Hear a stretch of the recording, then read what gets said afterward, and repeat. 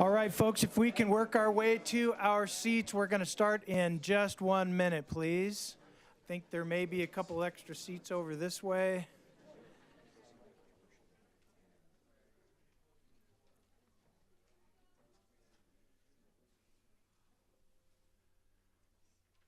All right, we are going to get started here.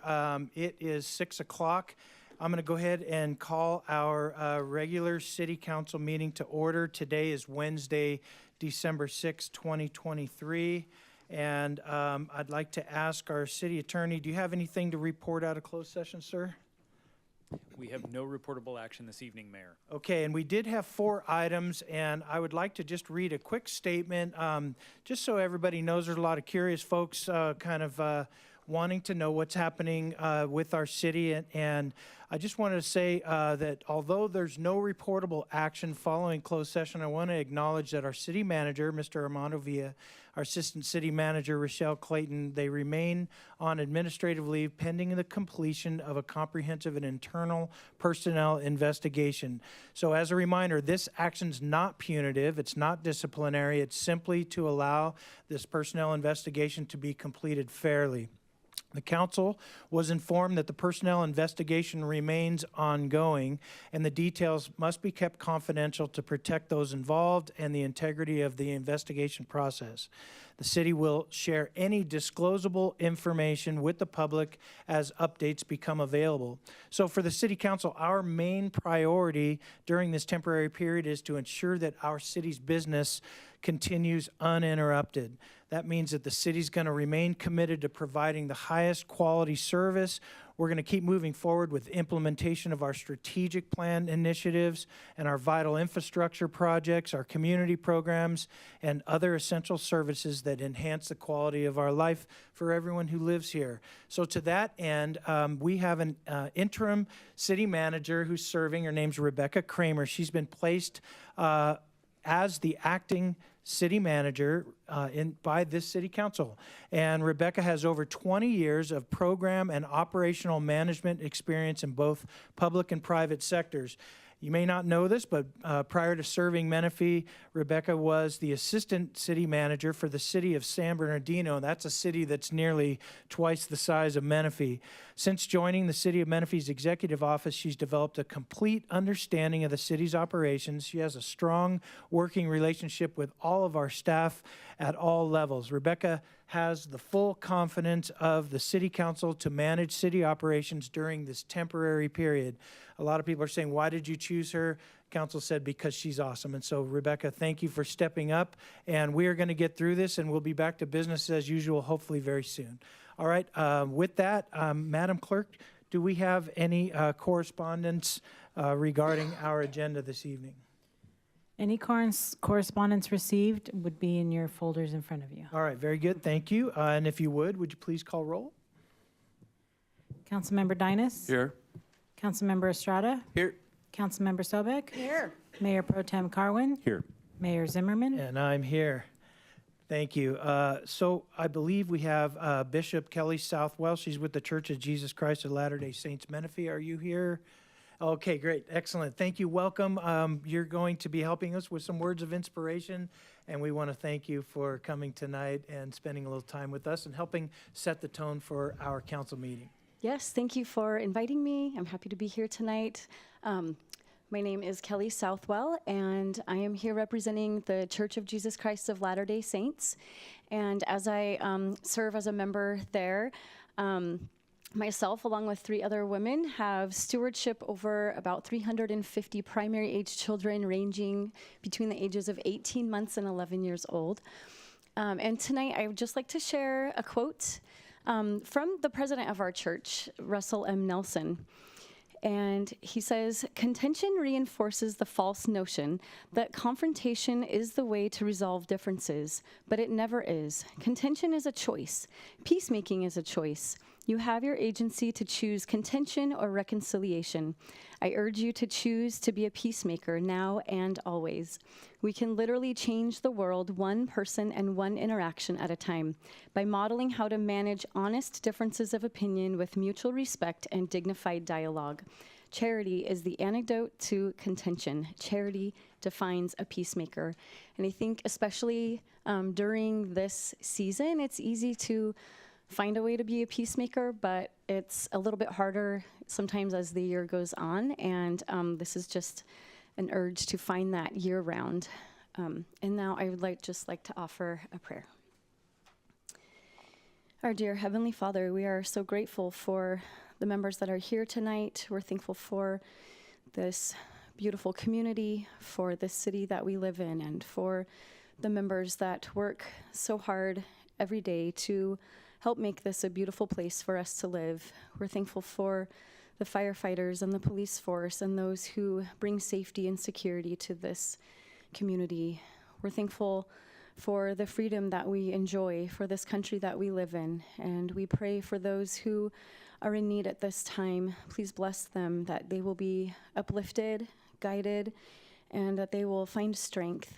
We pray that we will find in our hearts to be peacemakers, to be able to reconcile our differences through mature actions and mature words, that we will be able to find peace in this community and continue to live in this beautiful, wonderful city that we have. We are thankful for the blessings that we have seen here and ask for upliftment and strength for those who lead this city. We pray in the name of Jesus Christ. Amen. Amen. Bishop Southwell, thank you for coming tonight, and we appreciate your words of inspiration. Thank you. All right, thank you. All right, we have someone special in the audience that I would like to ask to lead in the Pledge of Allegiance, and that is Dylan Jackson. He's the Senior Chief Petty Officer at Paloma Valley High School's NJROTC Wildcat Program of Cadets. So if we could all stand. Thank you, Dylan, for leading us in the flag salute. Good evening, ladies and gentlemen. Right hand over your heart. Ready? Begin. I pledge allegiance to the flag of the United States of America and to the republic for which it stands, one nation, under God, indivisible, with liberty and justice for all. Thank you. All right. Thank you, CPO Jackson. We appreciate you being here tonight. We are on presentations. This is item 5. There are 5 of those presentation items. We're going to stay at the dais for the first item, and then the council will come up for the remaining 4. So let's start with the first. It's 5.1, Parks Rec Trails Commission appointment for Mauricio Sanchez. We all call him Mo. But Councilmember Carwin, Mayor Pro Tem, he's the one who is appointing Mauricio, and so maybe you can share a few words about your selection, and then we'll have the clerk swear him in. Absolutely, I'm proud to do it. You know, we had 22 applicants for our vacant Parks, Recs, and Trails Commission, and one of the things I was looking for was somebody who really knew our city, and for that I was looking for somebody who'd been through our Menifee Citizens Academy. And Mo absolutely was a graduate of our program right there, so I knew he knew our city, had a love for our city, spent 8 weeks learning about every aspect of the city. He's got a wonderful family with young children who take advantage of our parks. He lives in District 1. I know that wasn't a priority it's not a requirement, but it was nice to have somebody who's looking after that area of the city. He's a businessman, so he's a go-getter and an entrepreneur. And just a fine, upstanding member of our community, ticks all the boxes, and I'm really thrilled to have him here looking after our parks and trails in our city for us. So I'd like to welcome aboard Mauricio Sanchez. All right.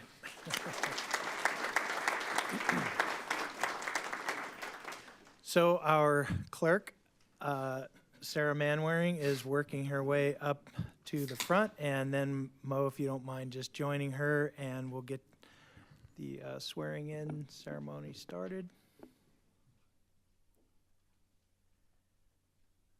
Patrick, maybe you can stay up and make sure that we got the microphone where it needs to be. Is that going to work?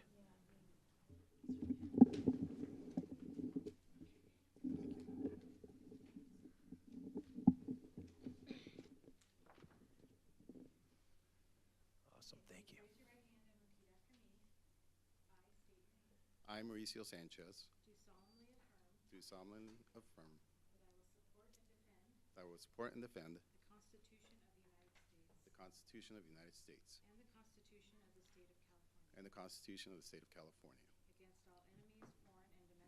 against all enemies, foreign and domestic, that I will bear true faith and allegiance that I will bear true faith and allegiance to the Constitution of the United States to the Constitution of the United States and the Constitution of the State of California, and the Constitution of the State of California, that I take this obligation freely that I take this obligation freely without any mental reservation without any mental reservation or purpose of evasion, for purpose of evasion, and that I will well and faithfully and that I will well and faithfully discharge the duties upon which I am about to enter. discharge the duties On which I am on which I am about to enter. Thank you.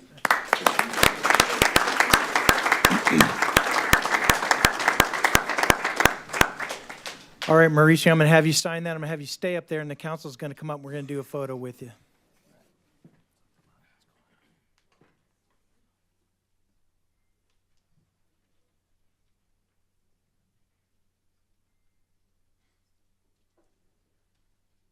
Congratulations, Commissioner. You're the first one to say that. All right,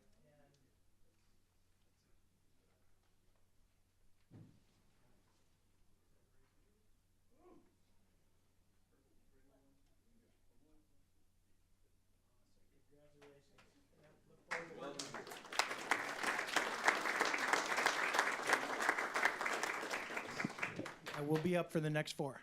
All right, so next is Business Spotlight. This is, next is 5.2 Outstanding Citizen of the Month. And I'm going to ask Master Sergeant Puebla to come on up here and join us. I don't know if, yes, come on.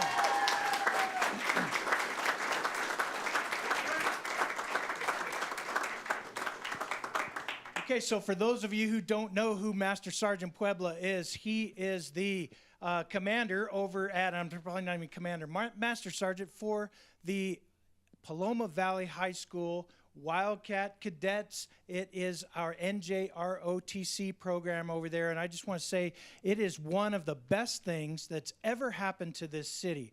And I have watched over the years so many of your young cadets come into the program as wayward, sort of not sure what they're doing, freshmen and sophomores, and they come out of the program ready to take on whatever it is, and you instill that servant leadership attitude with each one of your cadets. And my council members have joined me at a lot of the ceremonies and events, and some of the, gosh, I don't even know what you call them, but you'll say it better than me.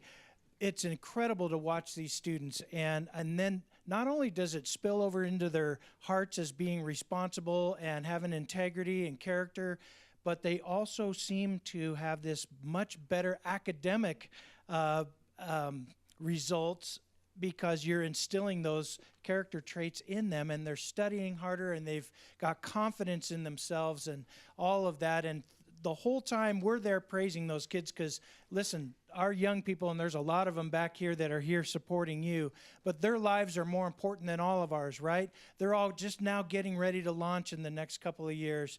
And so it's on us to nurture them and give them that moral compass and give them that strength that it takes to be successful. And you, sir, are doing that. And I've been watching you do it, and I've been admiring you, and I know my council members do too. And so that is the reason why I've selected you to be my choice for this month's Outstanding Citizen of the Month. So let's give him a hand.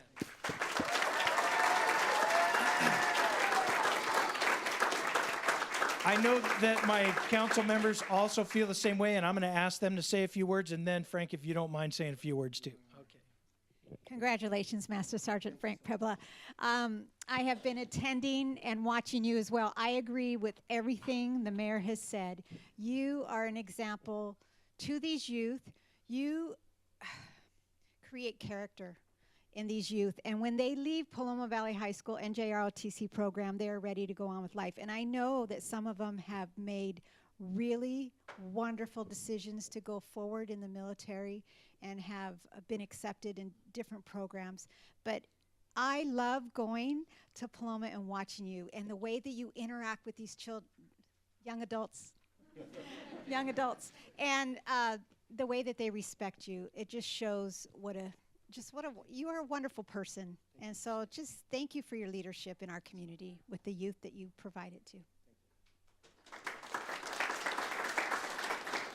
You know, I've spent a lot of time at Paloma, and one thing I can tell you is when you walk around that campus, you can tell immediately who is a member of the NJROTC program.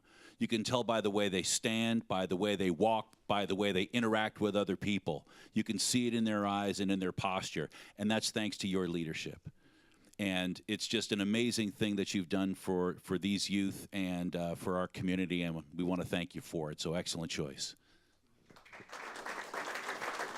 Master Sergeant, did it click? Oh, can you hear it? Check. Master Sergeant Pueblo, thank you for your service to the country, to our city, and to help foster these youth. These youth, and especially in 2023, need a lot of discipline. And instilling the military values in them, the military regimen, it's doing our community a great service and to our country. So continue to do your hard work. We appreciate everything you do. Now all of you drop and give him 20. I just want to add my congratulations. And I think the biggest testimony that I can do on a personal level to the program is the respect that your cadets have when they interact with individuals, just like what Councilmember Carwin said. You know, it used to be common for youth to be respectful to elders, but they've perfected it, and it's really nice to see that there are young folks out there today that cherish that amount of respect for others, and it's a testament to your program, and it's a testament to them and to the future of this country because of that. Thank you.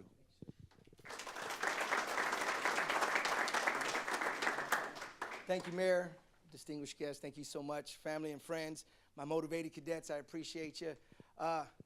And of course to my lovely wife and my daughter. You know, I want to say that being, outstanding citizenship is easy. Outstanding leadership, outstanding relationships, it's easy when you care about people, right? Because just like citizenship, leadership is about people, relationships with people. And when you care about people, it's easy to serve, right? It's easy to serve. And it's my honor to serve my cadets. But I'd be lying if I didn't say that I'm motivated to serve others, sir, ma'am, gentlemen, because I want to be the best I can be for my daughters and for my wife. Since I married this woman, I've been trying to impress her for a long time. And, being here right now, I'm hoping that did the thing. But to my cadets and ladies and gentlemen, I don't push the military. I don't try to get anybody into the military. What I do try to do is I try to teach and bring forth all the attributes and quality that makes our military great. Selflessness, discipline, team-mindedness, time management, sacrifice, and all these things. And I got some amazing cadets. Our program's a little bit small right now, but we're on the upswing. And I think we're going to be okay with outstanding leaders like my senior chief and my ops and some of my CO, XO, everyone. To my parents also, I got a lot of volunteer parents that are doing great. I just want to say thank you to them as well. I love you, ladies. That's all I got. Thank you. Thank you, sir. Thank you.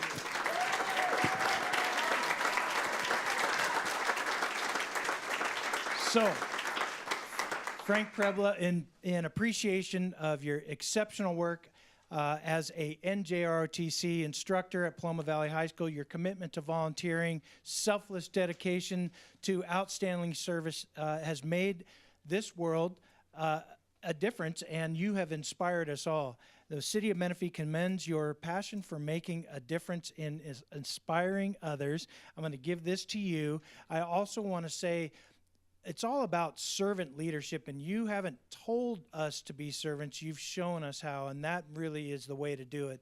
You've demonstrated it yourself. And I see these young people participating in our Menifee Better Together event. Just a few days ago on the weekend, we had our Christmas tree lighting, and we had a big snow hill over there, and Miss Carol had brought all the kids over there for that, and they were working, and they rolled up their sleeves and did it with joy and enjoyed serving. And so you are reflecting your heart onto them, and you got the best heart there is, and so you're the right person for it. So congratulations. Thank you. Yeah, let's take a photo together.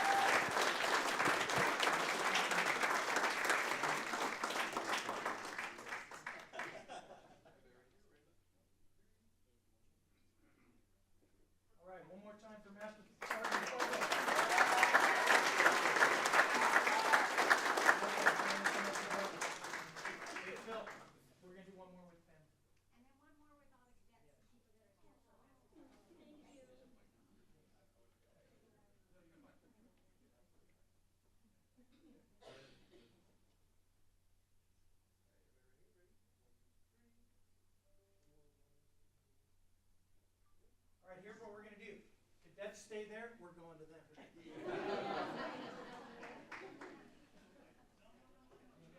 Thank you guys for being here. Appreciate it. Come on up, we'll take a picture. Hopefully we can see all you guys.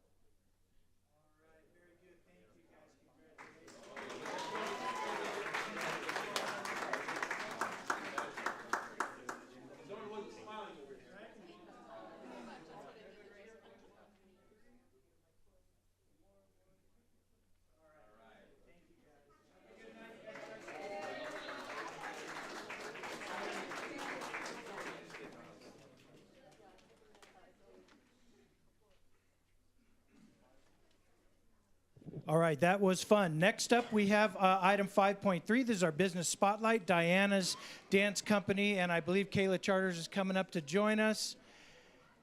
Who's here from Diana's Dance Company? Will you guys please come on up and join us as well? I'm assuming you're Diana. Good evening, I'm Kayla Charters. I'm with the City of Menifee's Economic Development Department. I'm here to present on the Business Spotlight for this month. Our Business Spotlight program is where we recognize a business each month that goes above and beyond the call of business and they give back to their community. So this month we are highlighting Diana's Dance Company. Diana's Dance Company was established in the 80s with the ownership changing to Diana Snow in 1997. Diana's Dance Company offers an array of classes available 6 days a week featuring contemporary, hip-hop, tap, jazz, ballet, and technique. Diana's Dance Company comprises of a well-rounded team of instructors who offer classes to children as young as 9 months and those up to years of 18 years old. For Diana, dance is not just about executing the correct technique, but also about connecting with the audience and expressing oneself through movement. They believe that the body is a powerful tool for communication and uses it to convey a wide range of emotions, from joy and love to pain and sorrow. Diana's Dance Company has made a lasting impact in Menifee, including participation in Menifee's Relay for Life and their annual Dancers Against Cancer fundraiser. Each October, the studio raises funds by selling t-shirts for Dancers Against Cancer, which provides financial assistance and inspiration to dance educators, choreographers, dancers, and families who have been impacted by cancer. Diana's Dance is also a co-host who spread the Joy, Toy, and Food Drive, collecting unwrapped toys and non-perishable food items and canned goods to spread some joy. And that's why they're being honored for our December Business Spotlight. And part of this program is we create a commercial for them to use for their marketing purposes. So with that, we're here to premiere their commercial for this month. So go ahead and roll the tape.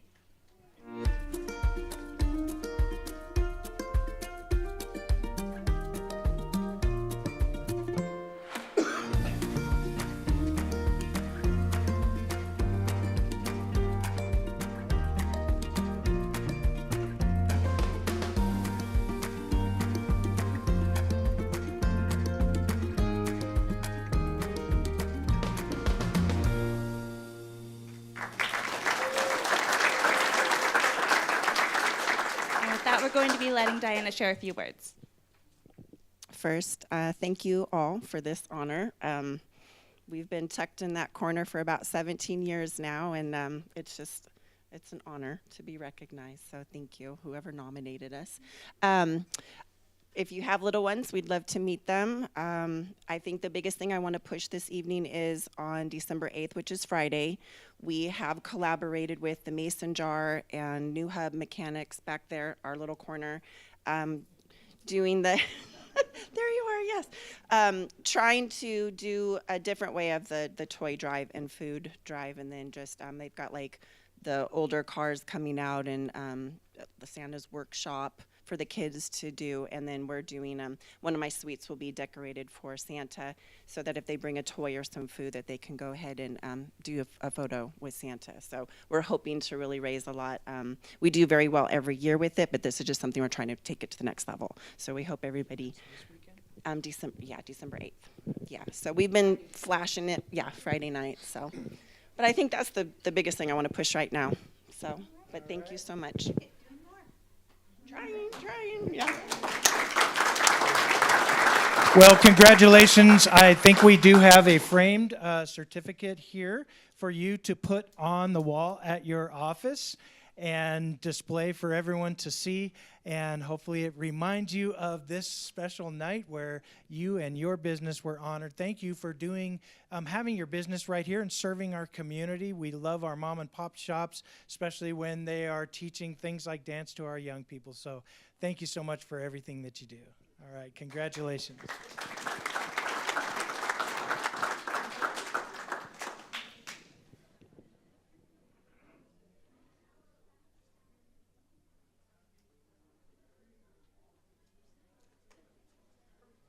We will see you Friday night. Okay. All right, next up we are on item, this is 5.4. This is a recognition of a resident donation to our John Denver Park. And I see Mariana Mitchell is here, and she's going to share a little bit more about it. And while she does, I'm going to ask Dorothy Wallens if she'd come on up and join us. And Raphael, if you want to join us too, please. And Mariana, it's off to you. Okay.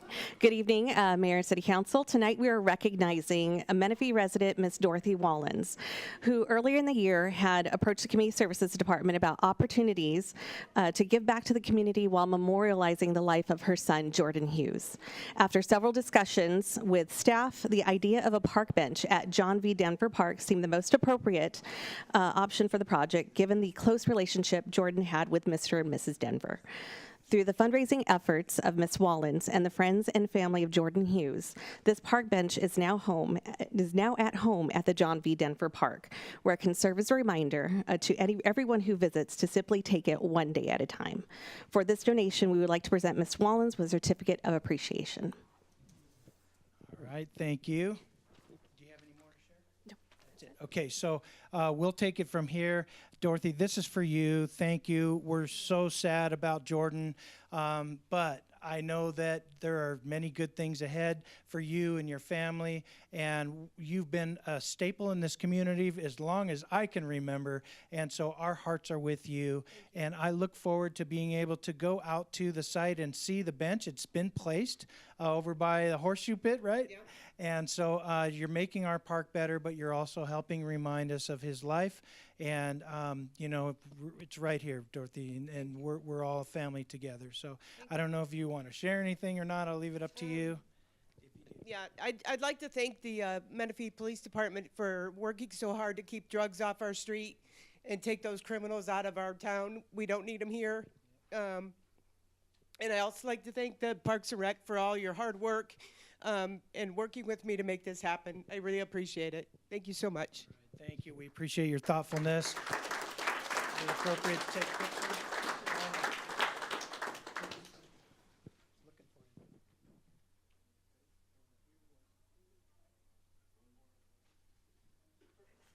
Thank you so much for the donation. We appreciate it. Thank you, Dorothy. Thanks, brother. Yep. Okay, we do have one more.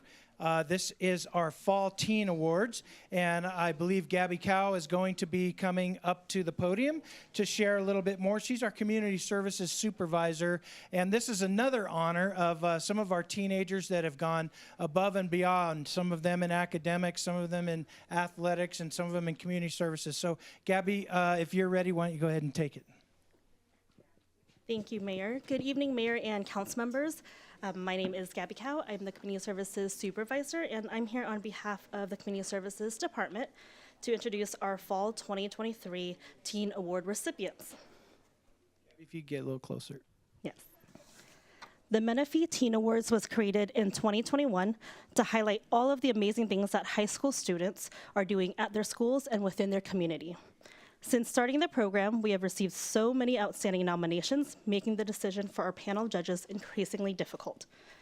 The Menifee Teen Awards are sponsored by the Lake Menifee Women's Club, who will present our winners with a $100 gift card for their accomplishments. At this time, I would like to welcome our Lake Menifee Women's Club representatives to join council at the front of the room to help present the awards to our winners.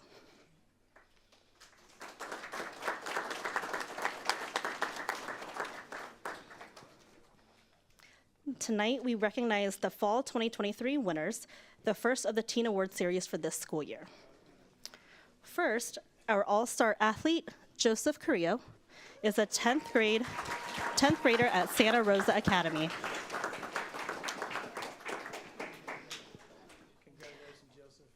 Joseph was nominated by his teacher, Noemi Cathcart. Joseph has accumulated many awards and accolades for his commitment to Taekwondo. He is currently ranked #1 in the USA Taekwondo rankings and is qualifying for the USA team trial in January of 2024. Joseph has found success in his sport and at school by maintaining a high GPA and overcoming injuries. He is a great role model to all around him, and he even volunteers his time at Sparks Taekwondo to help others on their journey to obtaining a black belt.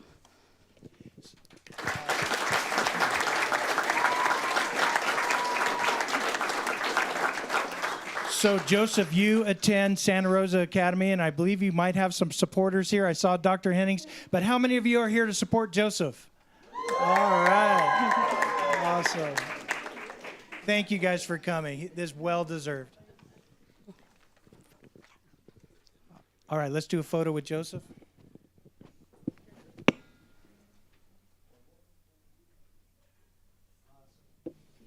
right, congratulations. Give him a hand.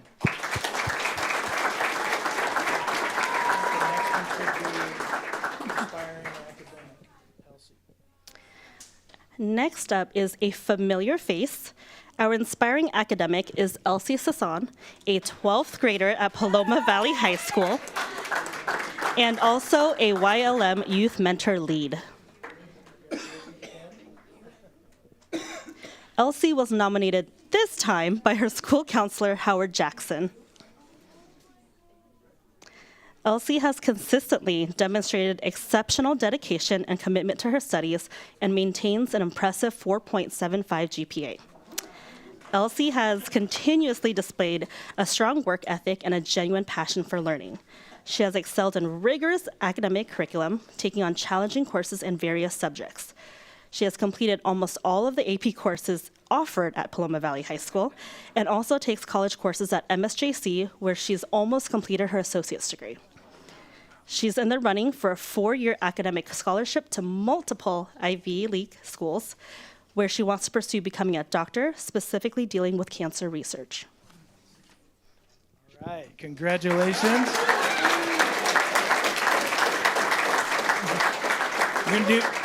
We're gonna do another show of hands. How many of you here are supporting Elsie? All right, family, friends, thank you guys. All right, so we'll do a photo.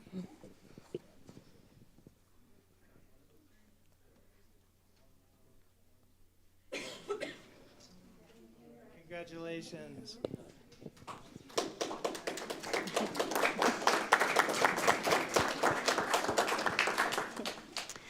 And last but not least is our outstanding citizen, Ria Gupta, a 12th grader at Paloma Valley High School and also a YLM Teen Activities Lead.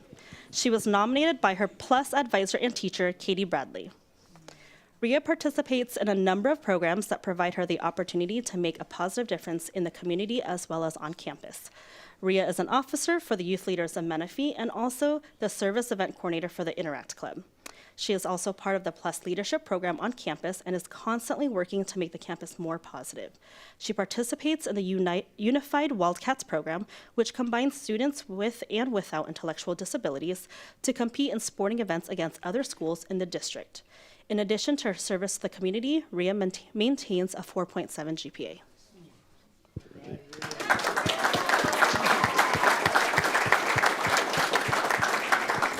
If you're here supporting Ria, let's make some noise. Woo! All right.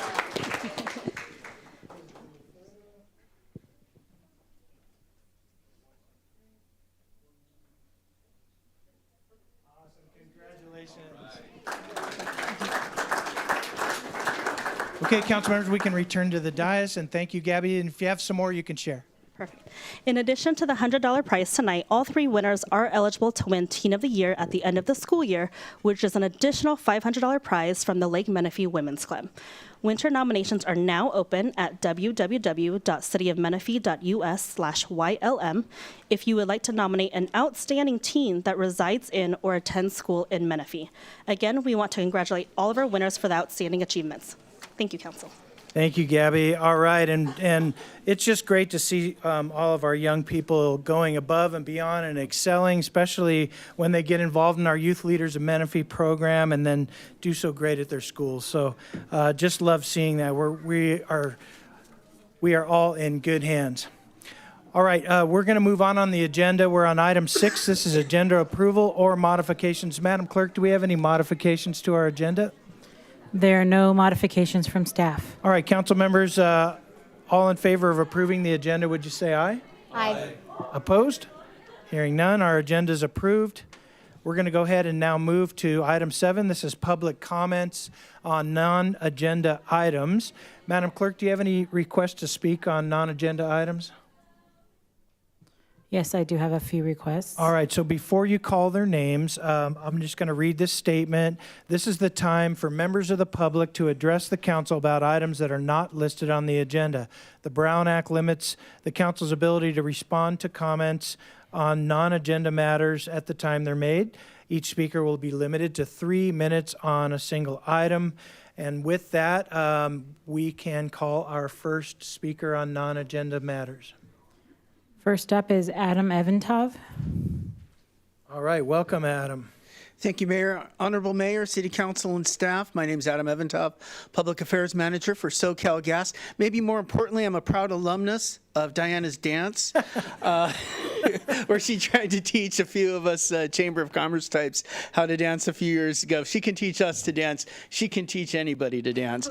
Anyway, the reason I'm here is the weather is turning chilly, so it's a good time to remind folks that it's a good way to save money is to save energy, and the best way to do that is to assess your house, see where you might be getting some drafts, check your thermostat, turn down your water heater a little bit.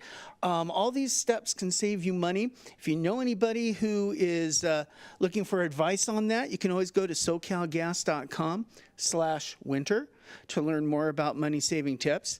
Also, if you know anybody who's having troubles paying their bill, you can always visit socalgas.com/assistance and get some help. Now, one of the reasons I'm here actually is I'm bearing good news for a change, unlike last year. So last year we had a few infrastructure challenges with pipelines, not ours, going down, the worldwide energy market going crazy, as well as a limit as to how much we could store gas, which meant we couldn't buy on the cheap and store it. Well, this year, a lot of those constraints are gone. So the pipelines are all up. We have the ability to store way more natural gas, so it means we can buy on the cheap and then store it. And then we don't anticipate quite as cold a winter, nor do we anticipate quite the demand for natural gas. So we believe that, keep your fingers crossed, we believe that this winter's bills shouldn't be nearly as much as they were last year. Fingers crossed. So anyway, I just wanted to bear the good news, and thank you for the opportunity, and I look forward to keeping you guys updated throughout the winter as things progress. Awesome. Thank you, Adam. We always appreciate when you come and give us updates on SoCal Gas, and so thank you for that. Take care. Yep. All right. All right. Next speaker, please. Next speaker is Nigel Massey. All right. Welcome, Mr. Massey.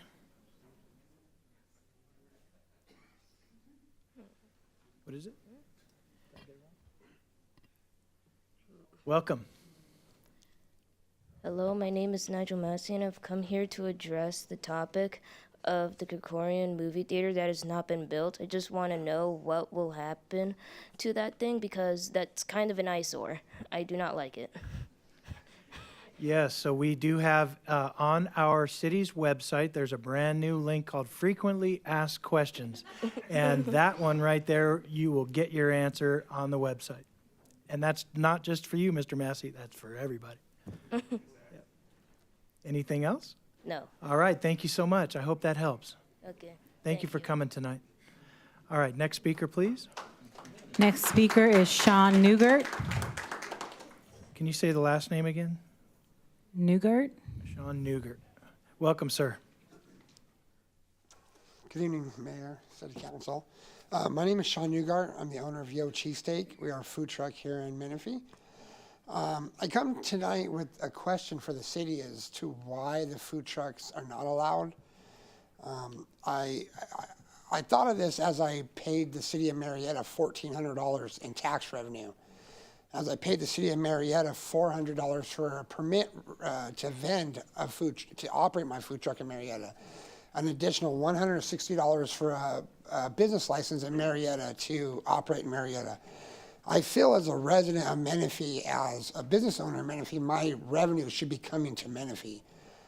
I don't understand why food trucks are not allowed.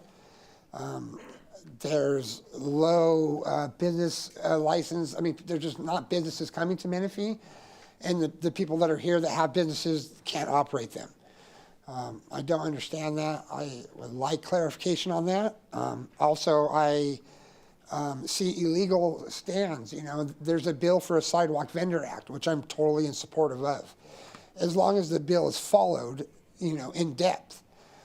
I've personally seen Menifee Code Enforcement go to these stands and allow them to operate.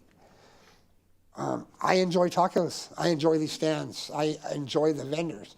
There's literally only one stand that follows the act that is legal, but yet the city of Menifee does not do anything about this. We have to pay a ton of money monthly to operate our business, and we can't operate it in our town. This is something that I would just like, you know, it figured out, I guess. I just don't know the right steps to take or where to go, but I feel that after paying all that money to the city of Marietta, that money should come here. You know what I mean? There's about a dozen food truck owners who live in Menifee. All of us travel hundreds of miles a day to commissaries in Riverside, to locations in other cities. We're all required to have business license for those cities, vendor permits for those cities. Why? You know what I mean? Should be here. This is where we live. Sorry. This is where we live. This is where my family is. You know what I mean? This is where I think that we should be able to operate. And I really want the law changed. There's no reason that the city of Menifee discriminates against food trucks and food trailers operating. You know, we follow the laws of Riverside County where we can't park on major roads. We get that. We follow all those rules. We pay a ton of money. I think the city should look at it, and I think the city should change their policies on it. That's all I have to say. All right, Mr. Newgard, thank you very much. I am going to ask one of our staff members to meet with you and just give you some updates because there may be opportunities. Cool. Okay, thank you. All right, Madam Clerk, next speaker, please. Next speaker is Francisco Urbina. All right. Welcome, Mr. Urbina.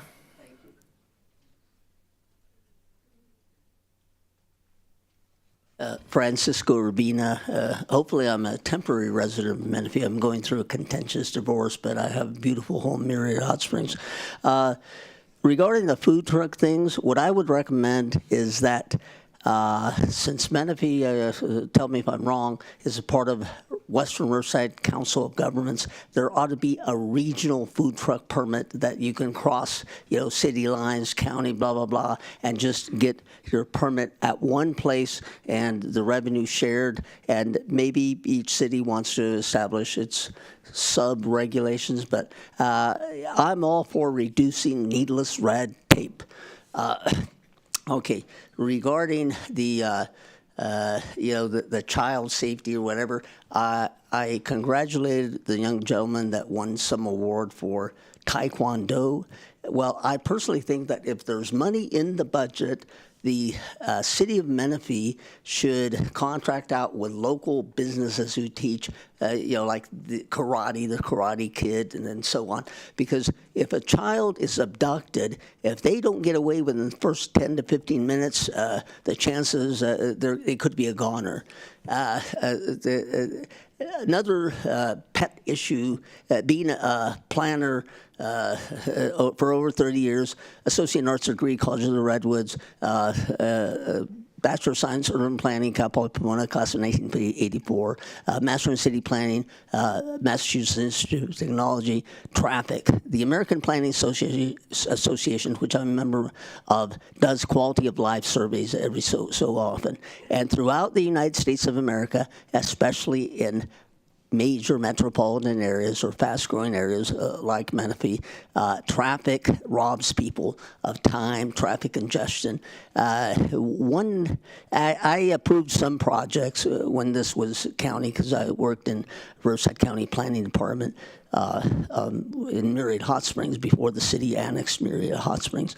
And, if you're eastbound on Newport Road trying to get onto southbound the freeway, I made a mistake. I thought, okay, it'll be a free right turn lane before I get to Hahn Road. No, it takes you to Hahn Road. Then you got to go over like 3 lanes. But I know the reason for that, because it is extremely expensive to underground those 35 kV or greater lines, whatever. But there should be a financial feasibility study if those lines can be relocated or somehow to add more travel lanes eastbound on Newport Road, including 2 free travel lanes to get on the freeway, because most people here probably commute to San Diego County, et cetera, et cetera.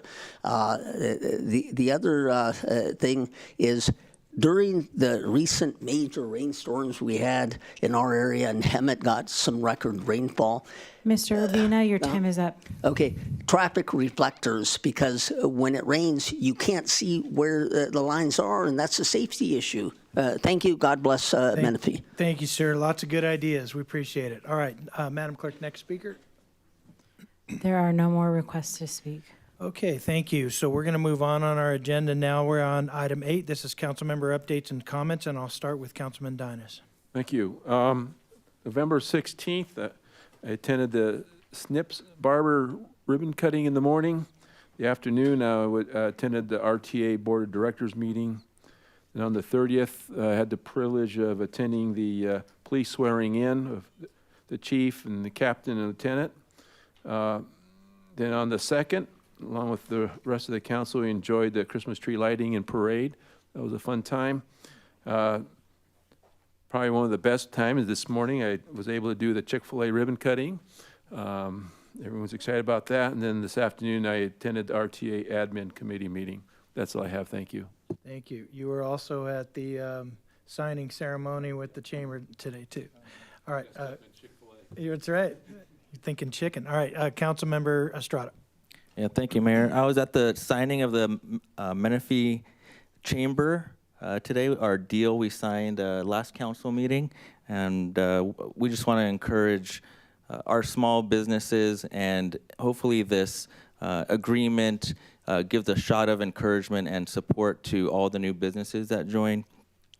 I wanted to also mention on December 2nd, I went to a new small business that opened in Menifee. They're called Nutrition Elevated, and they're at the corner of Newport and Marietta, where that Stater Brothers grocery store is. They're a small business with healthy drinks, and they appeal to athletes and seniors, and they can tailor your beverage to what your needs are. But I really want to encourage everyone to go out and help out that small business. Also, later on in the evening, that same night, December 2nd, I went to the Christmas tree lighting, and we all had the city had a huge turnout, and I'm pleased to say everyone had a good time. I had a great time on the trolley with my council colleagues, and I want to wish everyone out there a Merry Christmas. All right, very good. Councilmember Sobek.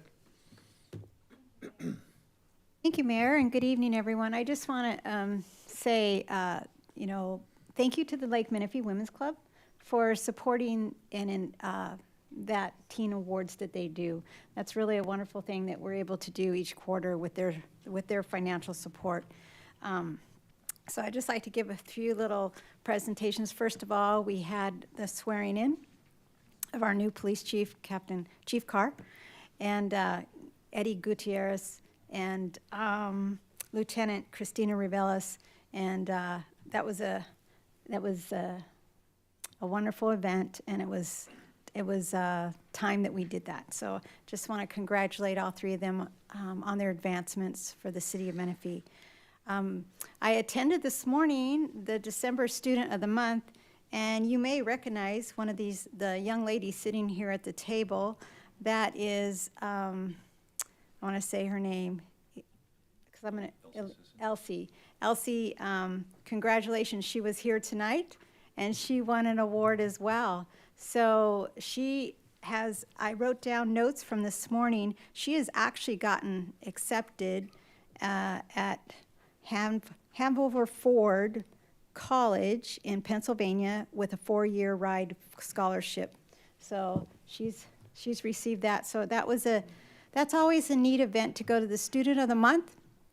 Just want to give a shout out to Sally Myers, who started this over, let's see here, I wanted to say here, she started it over 32 years ago, and they have given away over $750,000 in scholarships, and they have awarded over 9,000 students since then in Southwest Riverside County. So just thank you to Sally Myers, and then all of the Menifee Chamber and the Paris Chamber who do this in our area. It's a great event. They're well recognized, and these are just outstanding students. Just again, it was mentioned this morning, we did the Chick-fil-A ribbon cutting.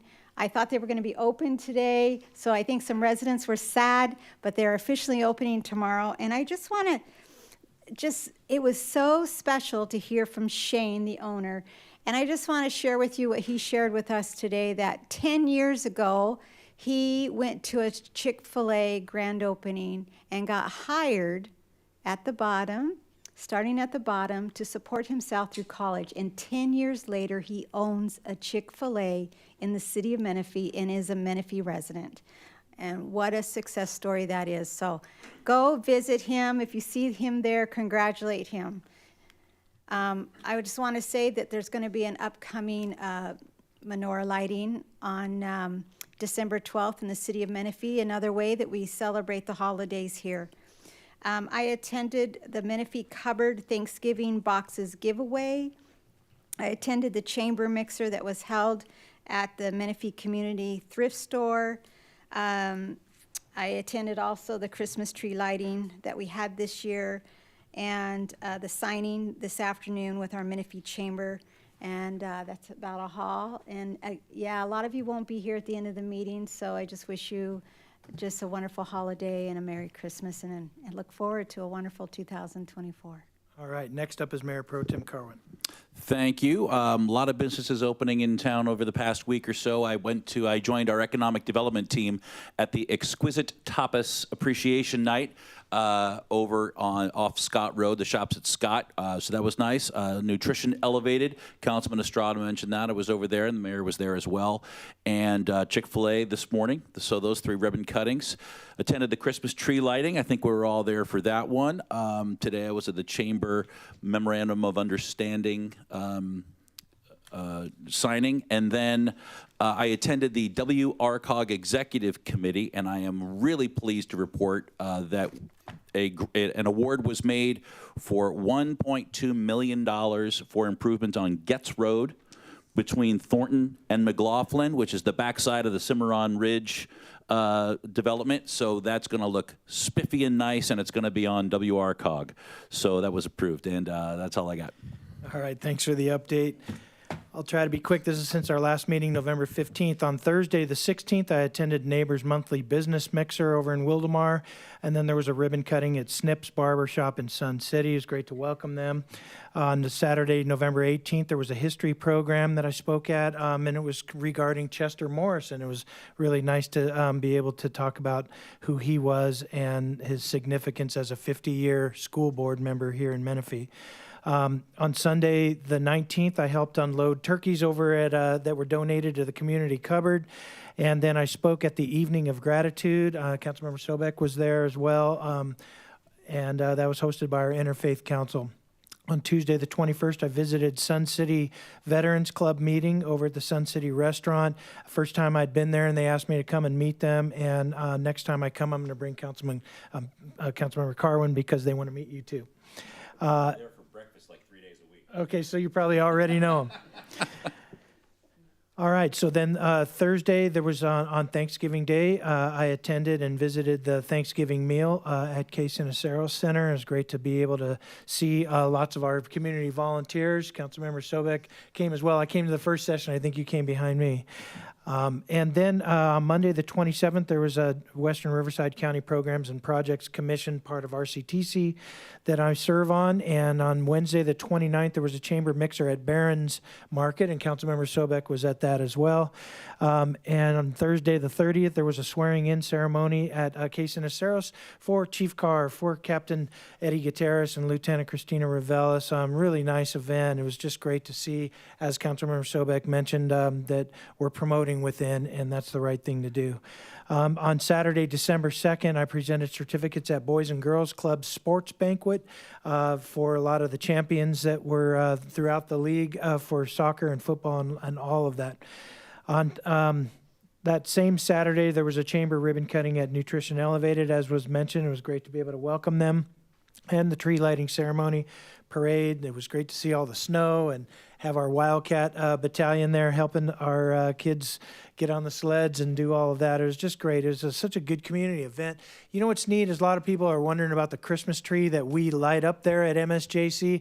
That was planted by the Chamber of Commerce years before we became a city of Menifee. This was about 15, maybe 17 years ago, and they planted it for the sole reason to be able to have a place where people could gather and do a Christmas tree lighting ceremony. So there's those that want to disparage it, but there's a lot of people that don't know the history, and it's been our tree for all these years, has sentimental value, and our team did a good job of lighting it up and hosting a wonderful event, so well done. All right, I also wanted to say this morning we celebrated Chick-fil-A, and that was nice to be there for their grand opening, and also the MOU signing ceremony with our Chamber of Commerce. And we're turning the corner. We're going to do good things in the coming years for the Chamber. And I know our Mayor Pro Tem has one of those "this just in" items for us. Every single time I forget one thing, and I think I do it just so I can have the last word.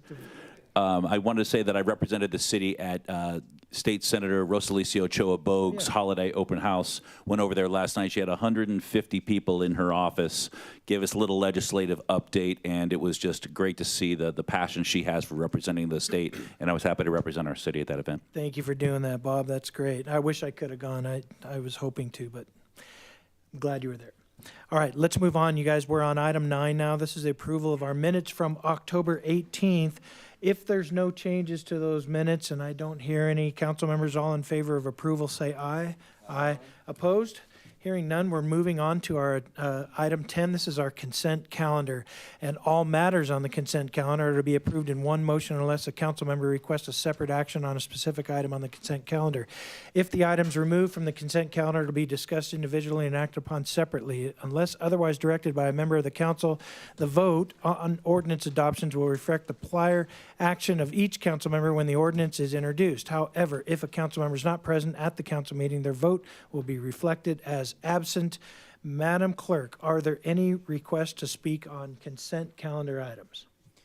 There are no requests to speak on consent calendar items, but I did also want to mention that there are some updates on items 1010 and 10.21, and those are in your folders. Okay, so we have updated staff Yes, report in our yes. red folders. Thank you for letting us know that. There's no speakers on consent, so I'm going to ask council members, do we have any items that we would like to pull for discussion? 10.19. Any others, council members? Can I get a motion to approve the balance? Motion to approve the balance. Second? All right.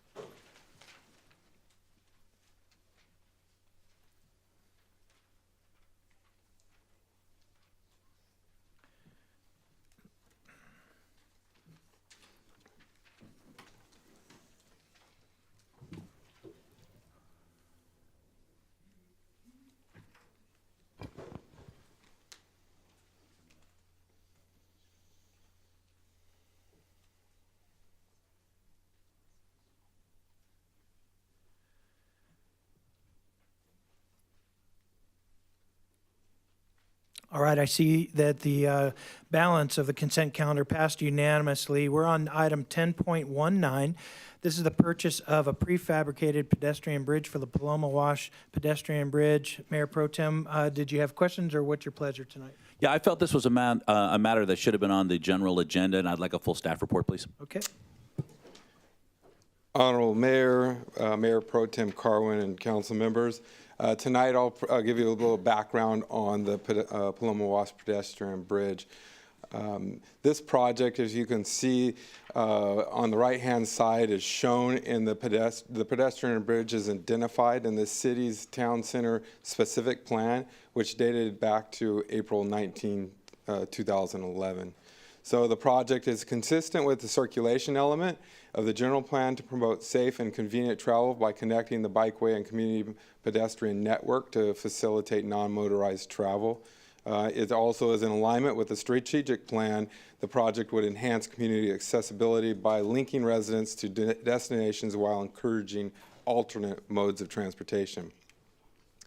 So the project needs provide a safe route for pedestrians and bicycles to cross over the Paloma Wash, promote active transportation, connecting residential communities on west and south sides, Central Park, and also to connect the residents to trails and future transit stops to encourage alternate modes of transportation. The location of the crossing is directly adjacent to the Central Park and will align with Hahn directly across. There's two access points, one on east and west sides of the trail to better connect to the retail centers on the east side of Hahn. So this project has a various funding sources. We can see that 39% of the funding is through grants. 24% is through Measure DD, 19% of DIF funds, and then 18% is capital projects funding. This is consistent with what is found in our 5-year capital improvement program. The current estimated project cost is $2.9. Today, what we're looking at today is only a portion of the project. Where obviously this project is a pre-manufactured bridge. It takes several months to fabricate the bridge and then have it delivered to site. A second project will be brought to you later once the bridge is coming close to delivery, and we'll bring that back, which will do the construction of the elements within the Paloma Wash corridor, providing connection to the bridge structure.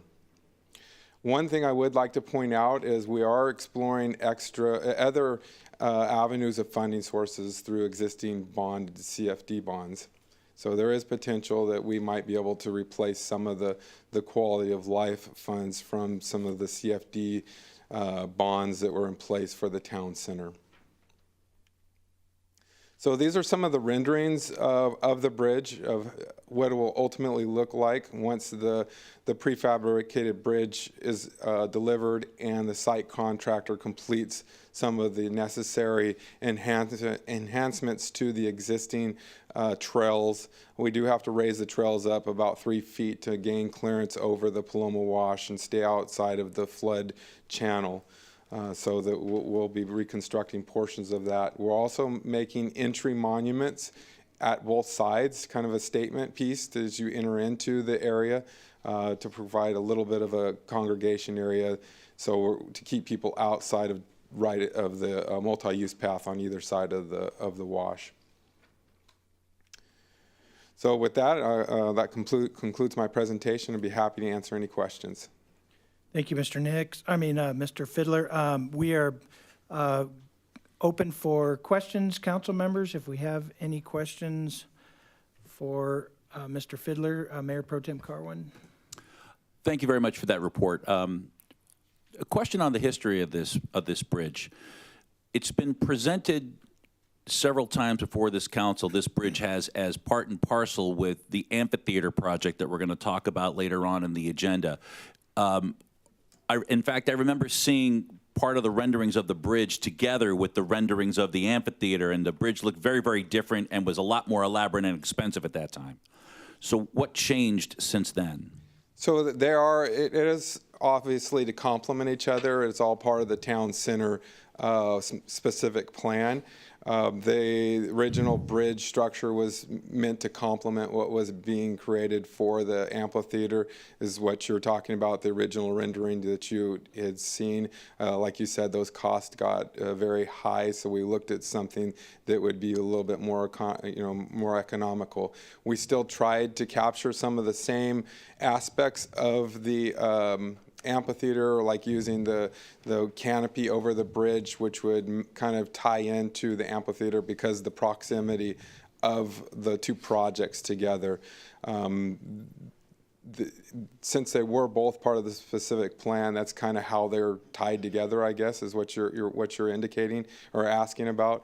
Well, part of what I'm getting at is this is a much different design than the first time I saw it, which had a giant overlooping arch over it, and there are purple lights running down the inside and things like that. This is a much less expensive and a scaled down version of the original plan. That's correct. And then the other thing I heard you say tonight was it was part of the specific plan from 2011. So this bridge was intended to be built not as part of the amphitheater project, but as an accessibility issue for the residences that are there? Not accessibility issue, a connectivity. Connectivity, I guess that's what I meant. Yes, we're trying to connect the two communities, the commercial, residential, so creating a walkability community and other forms of, not just everybody getting in their car to drive around the block to go to the shopping centers on Hahn, or having to go half a mile north or half a mile south to get to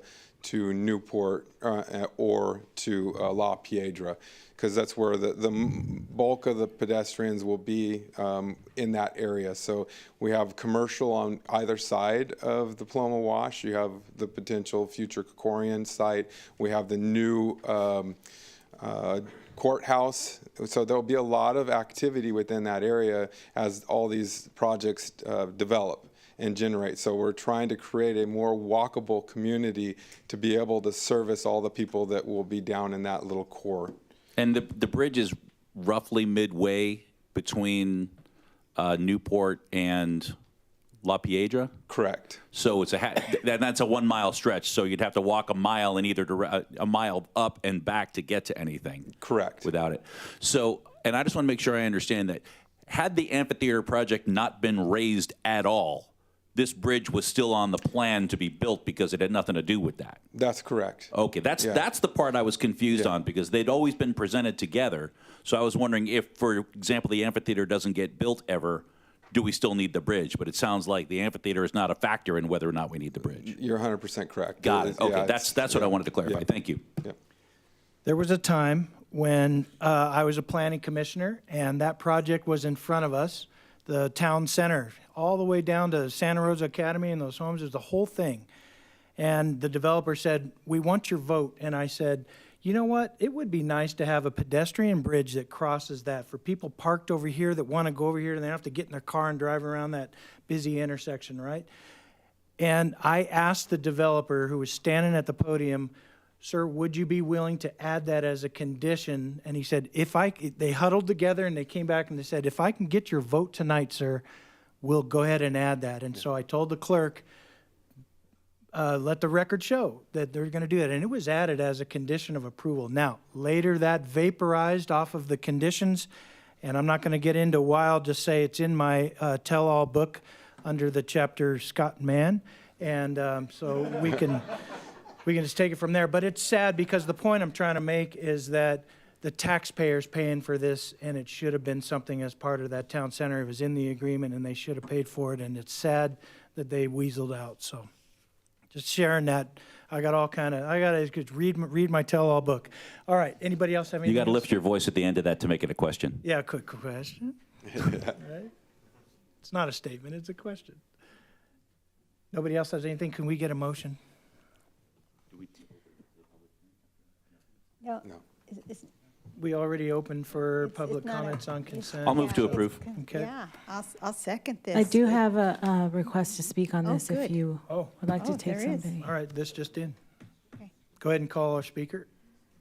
Francisco Urbina. All right. Welcome back, Mr. Arvina. Mr. City Attorney, do I need to withdraw my motion to approve since we're hearing a speaker after my motion? Yes. Move to withdraw my motion to approve. Withdraw my second. All right. Welcome, Mr. Arvina. Thank you.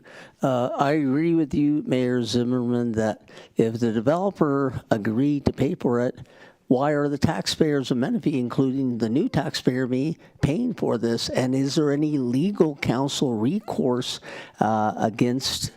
But this, I don't know how long Menifee's been incorporated, what, 16 years? 15. If this may have been Riverside County specific plans, certainly I worked for the county a number of years, but this is not a specific plan that I worked on. But the design, I don't know what design, Mayor Zimmerman, you were referring to, but the design I saw in this PowerPoint presentation is not up to the standards that a high-quality city of Menifee deserves.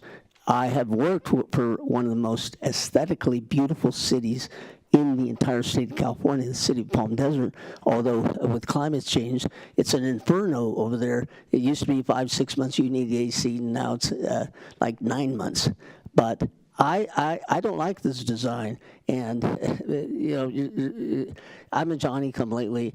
If you're going to approve the design, approve it, but it should be a major public facility that makes a statement such as there was a bridge in Reading, whatever, and I still would like, legal counsel. Maybe this item should be continued. If there are other Menifee residents, property owners, taxpayers that feel as I do, why should the taxpayers be footing the bill for the something that the developer agreed as a condition of approval?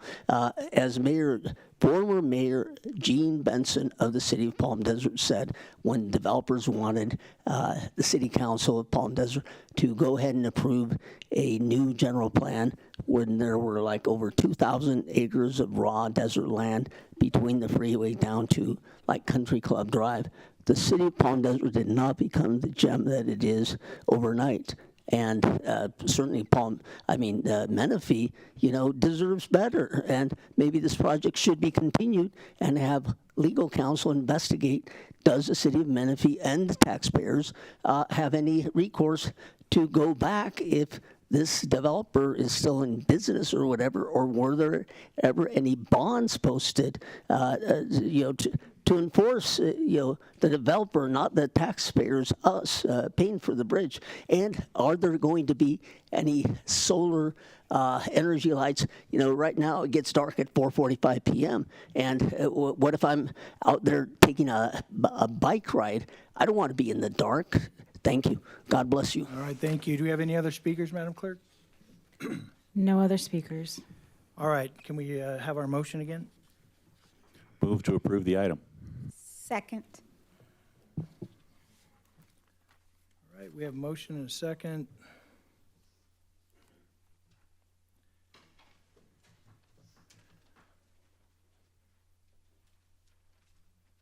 Madam Clerk, our screens still reflect the previous vote.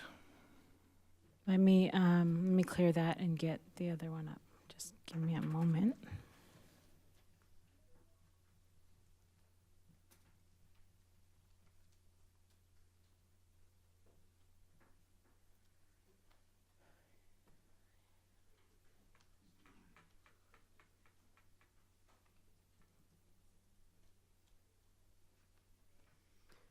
Mayor, can we do a voice vote? I would appreciate that. Councilmember Dynas? Yes. Councilmember Estrada? Aye. Councilmember Sobek? Yes. Mayor Pro Tem Carwin? Yes. Mayor Zimmerman? Yes, so that passes unanimously. We are now moving to item 11. This is our public hearing items. We have one. The first one is item 11-1, Golden Meadows Major Modification and Zoning Code Amendment. And Mr. Russell Brown is here, so welcome, sir. IT, if we can get the PowerPoint presentation up.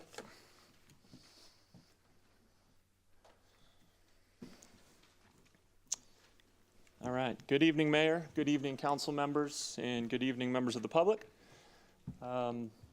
The item before you tonight is major modification PLN 21-0199 and zoning code amendment PLN 21-0201 for Golden Meadows. As a refresher, the project site is located in the southwestern quadrant of the city, if you will, south of Garbani Road, north of Scott Road, east of Murrieta and Evans Road, and west of Hahn Road.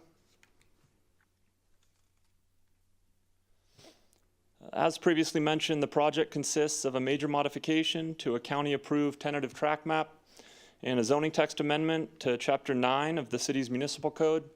As a result, the project is required to go before both the Planning Commission and the City Council. On February 8th of 2023, the Planning Commission voted 5-0 to recommend denial of the project to the City Council.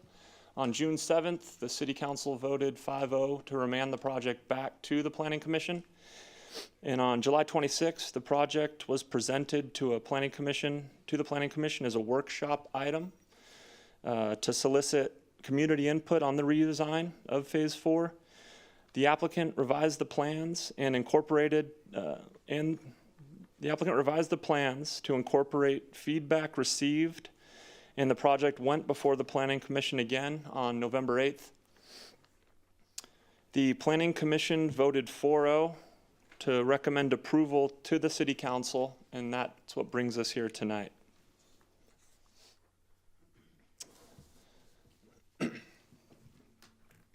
So the general plan land use designation for the project site is 2.1 to 5 residential dwelling units per acre and RR5 rural residential 5-acre minimum. Surrounding properties to the north and to the east have a similar designation, while the properties to the south are designated rural residential half-acre minimums and 1-acre minimums, and the properties to the west are designated rural residential 1-acre minimums and public facilities. The proposed density of the overall project, phases 1 through 4, is 2.69 dwelling units per acre, and the proposed density within phase 4 alone is 2.72 dwelling units per acre. The zoning of the site is currently Planned Development Overlay 5, PDO 5. Surrounding properties to the north and to the east have a similar designation of low density residential 2, while the properties to the south are designated rural residential half-acre minimums and 1-acre minimums. And the properties to the west are designated rural residential 1-acre minimums and public facilities. So the project was originally approved in April of 2007 and consisted of 474 single-family lots on approximately 205 acres. The project was approved with 3 park sites on approximately 7.4 acres, and 49 acres in the northeast corner of the site was set aside as natural open space. A phasing plan was administratively approved in 2021 and consisted of 4 phases of development. Phase 1 is located in the north central area of the project and consists of 109 lots, including all major backbone improvements, including the realignment of Wickard Road and a 3.67 acre park with soccer field. Phase 2 is located in the southern area of the project and consists of 109 residential lots. Phase 3 is located along the western side of the project and consists of 94 residential lots and a 0.75 acre neighborhood park. Phase 4 is located along the eastern side of the project and east of Wickard Road, and as approved by the county, consists of 161 residential lots and a 1.5 acre park located internally to the phase. So the major modification proposes to increase the number of residential lots from 161 to 240 for an increase of 79 lots within phase 4. In addition, the project is proposing to increase the park area from 1.5 acres to 3.23 acres, while also proposing a 0.61 acre pool and rec center. The proposed development occurs within the previously approved development footprint and does not encroach into the area set aside as natural open space.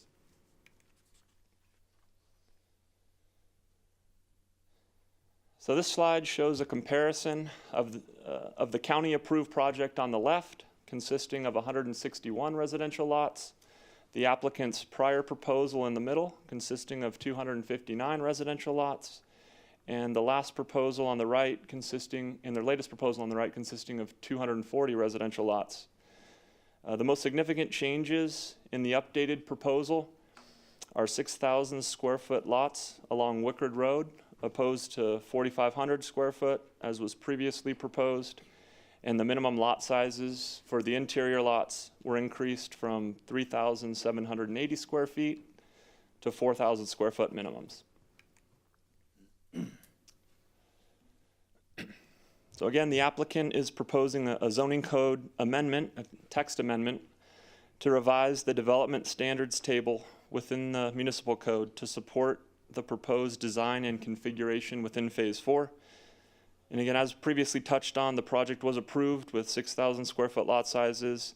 The applicant is proposing 4,000 square foot minimums with 6,000 square foot minimums along Wickard Road. They are also proposing changes to the front yard setback and maximum allowable building coverage within Phase 4. Additional cleanup items include replacing county zoning classifications with city zoning designations and removing the PDO exhibit from the municipal code.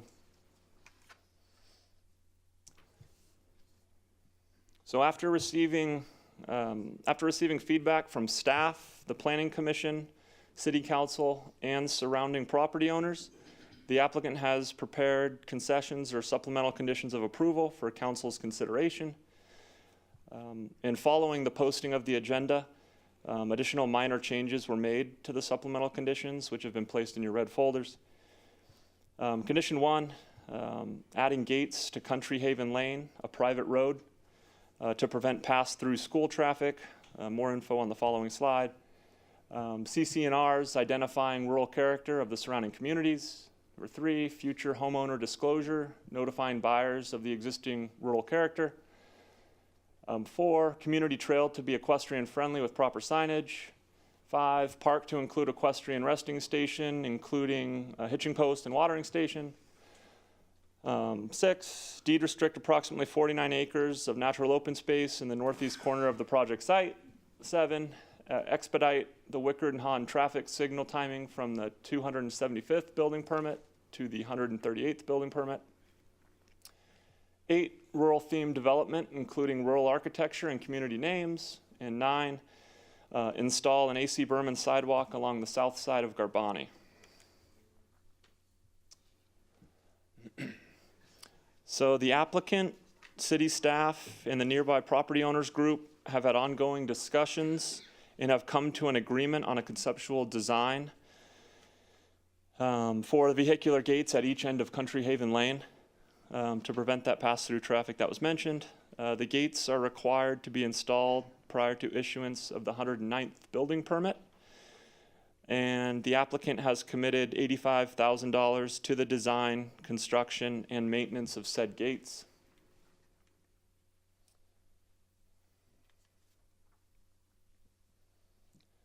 And the project was originally conditioned to analyze intersections of Scott Road and Murrieta Road, Garbani Road and Murrieta Road, and Hahn Road and Wickard Road, to determine the warrants of installing a traffic signal at these locations. Since the project's approval, 2 of the 3 signals have been constructed. The project will be responsible for installing the signal at Wickard and Hahn. And as part of the major mod, the applicant is proposing to expedite the installation of the traffic signal from the 275th permit, as mentioned, to the 138th building permit.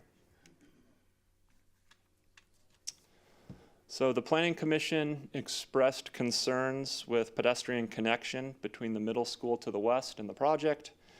The applicant is proposing to install an AC berm and sidewalk along the southern half of Garbani Road to complete the missing link and in an effort to increase pedestrian safety.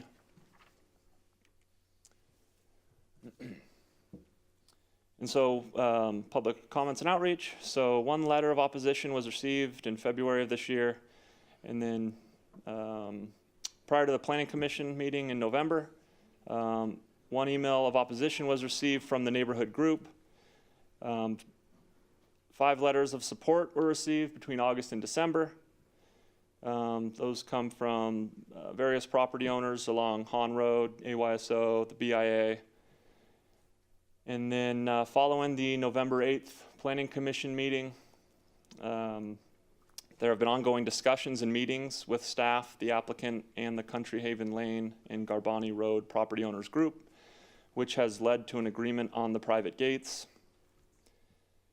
And then 1 letter was received from a property owner to the east on December 3rd, which has been placed in your red folders as well.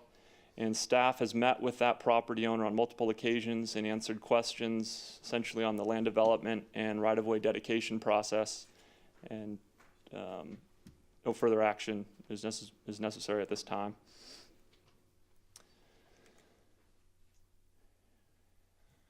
And again, as a refresher, an EIR and MMRP was approved by the county for the project in 2007. Air quality was identified as having a significant and unavoidable impact as a result of additional environmental analysis that was conducted for the major mod. Staff determined that there would be no new significant or unavoidable impacts, and therefore we processed an addendum to the county approved final EIR. And staff's recommendation is to adopt a resolution approving an addendum to the certified final EIR, introduce an ordinance approving the zoning code amendment, and adopt a resolution approving the major mod to the Golden Meadows project. So that completes staff's presentation. Obviously, the applicant is here and can answer any questions you have as well. So thank you very much. All right, thank you, Mr. Brown, and I'll invite Mr. Hardy or Mr. Galloway, whoever would like to come and represent the project. Welcome, Mr. Galloway. Thank you. Happy to be here, Mayor and City Council members. We prepared a presentation. I don't know if you have any questions you want to have answered before I start, but I would like to say I'd like to commend staff on their presentation. I was just going to summarize, but Russell did such a good job. He put a list up there of items that we have kind of things we've accomplished since the last time we were here. So I don't need to even make that list. I probably would reorder them a little bit because the item number 9 was the sidewalk connection. And really I would put that at number 2 as something we accomplished because that was something that was brought up by the concerned residents, by the planning commissioner, and also by the mayor, and we were really happy to be able to accomplish that. Just trying to introduce where we are in the project. We came before the planning commission the first time last February. We had staff support for that project, and we thought we had a good project. We thought staff thought we had a good project, and we thought the planning commission was on board for that. We learned a valuable lesson that night that not everybody agreed with us.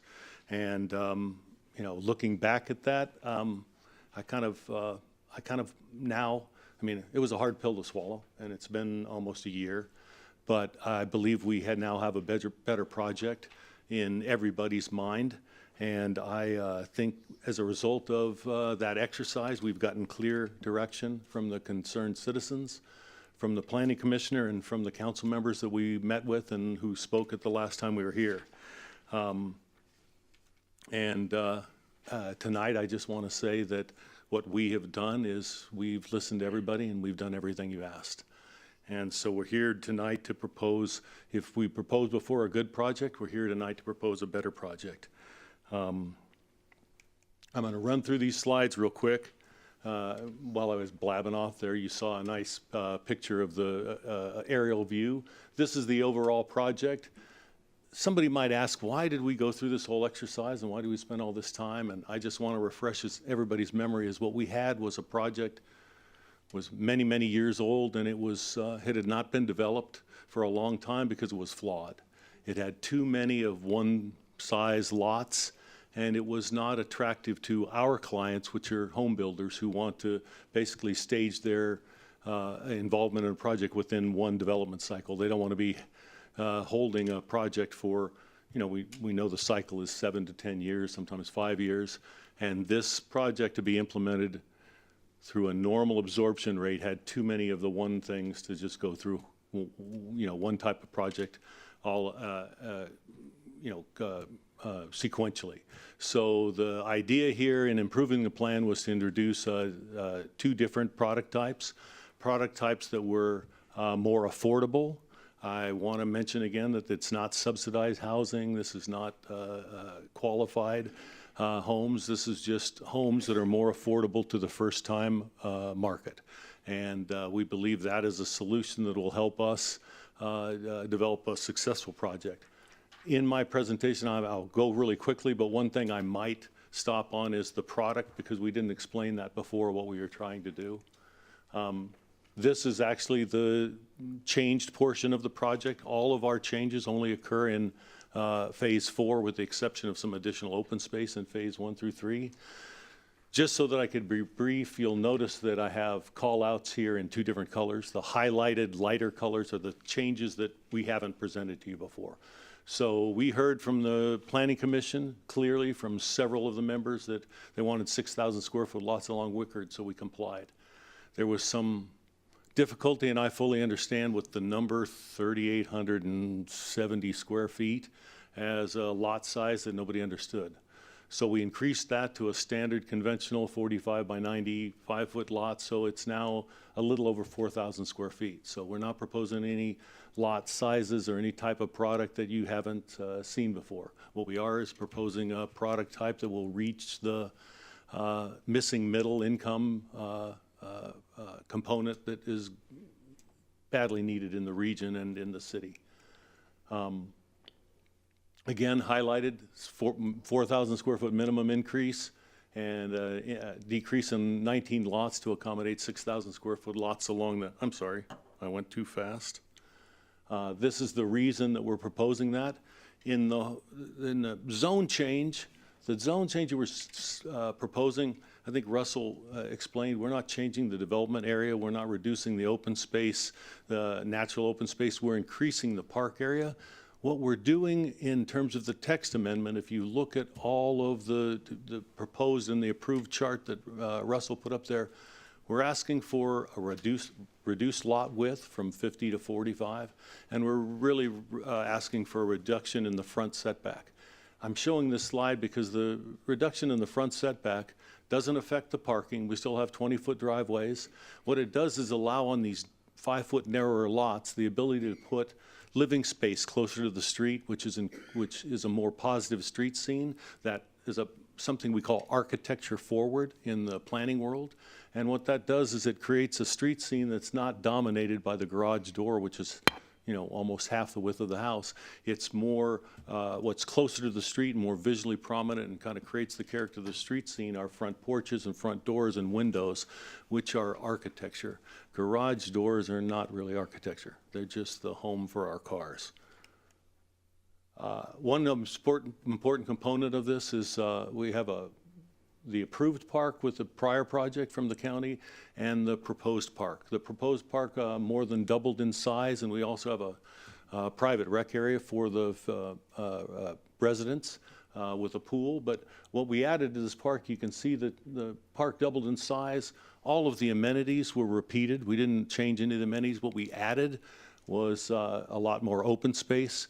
We added an equestrian rest area after discussions with the homeowners that are in the adjacent community. And we added a youth soccer field. The youth soccer field is one of the reasons why we got the support from the local AYSO, because it's something that's greatly needed in the city in general, especially in this area of town. Just a summary on the project. Internally to our project, we're providing full ultimate city improvements. Wickard Road will be improved to its ultimate right-of-way, and accompanying that will be a community trail. We've ensured that that trail has all the components to be equestrian friendly. And at the eastern end of our project, we've proposed to extend a pedestrian walkway on the south side of Garbani Road to connect to the walkway system within the Boys and Girls Clubs in the elementary school. Additionally, in phase 1 through 3, where we're not proposing any additional lots or any changes in the entitlement, recognizing that we're going to increase the number of units from 160 to 240 across the street in phase 4, we know that this is a balanced neighborhood and we're not segregating the first 3 phases from the 4th phase. So we added some additional improvements in the existing open space that we were already providing in phase 1 through 3, activating another acre of land, introducing an all-weather jogging surface, and a park course within the existing property. The main thing that we were able to accomplish outside of our property are these 2 things. Initially, I think we had a slide, I took it out because I realized it wasn't very courteous. We had a slide that showed the 5 people that, well, the homes of the 5 people that opposed the project, and they were all up in this general area of this map. Their big concern was today, without our project, there's a lot of cut-through traffic on Garbani and then up through Country Haven Lane. Working with city staff, we were not able to gate Garbani Road because it's a master plan street, but we were able to provide a gate and negotiated with the community to provide 2 gates, one at the north end of Country Lane and one at the south end of Country Lane near the right-of-way for Garbani, so that will eliminate any cut-through traffic and solve the problem that they have today with people driving unsafely at high speeds through their dirt roads in their neighborhood. Additionally, this is kind of a graphic that summarizes the blue is the trail and sidewalk. We have a trail on the north side and a meandering sidewalk on the south side as part of our proposed project. There's a gap between our eastern boundary and the Evans Road. There's no connection, and this was expressed as a concern from residents and Planning Commission and Council, that kids leaving school just start walking across the desert, and it's a safety issue. So we found a way to physically get past the culvert that's existing there and to build an interim asphalt walkway and an asphalt berm to resolve that safety issue. One issue that came up was that the project just shouldn't be here. I think you've heard the members of the community stand up and say, and if you've listened to the public record of the Planning Commission, that they didn't like this project when it was approved through the county. They felt it was overruled the Planning Commission when the Board of Supervisors approved it. And the issue, I think, was brought up by one of the residents, and I'll try to quote, if not paraphrase, that this, why would staff support this when the project doesn't belong in the area? And in staff's defense, they didn't answer that question, but I wanted to answer it in this presentation, which I made at the workshop. Staff is just implementing the general plan. The traffic problems and the safety problems today are a result of the city staff doing their job over the last 16 years. It's not a land use compatibility problem. If you look at this zoning map excerpt in the corner, you can see what our site is zoned at is roughly the same as all the properties to the north of Garbani Road. And the traffic being caused on Garbani Road and Evans Road are a result of the projects being implemented. Our project being implemented actually resolves some of the traffic problems, because we're going to build that signal at Wickard and Hahn. We've agreed to move it up half of the time frame to build it sooner.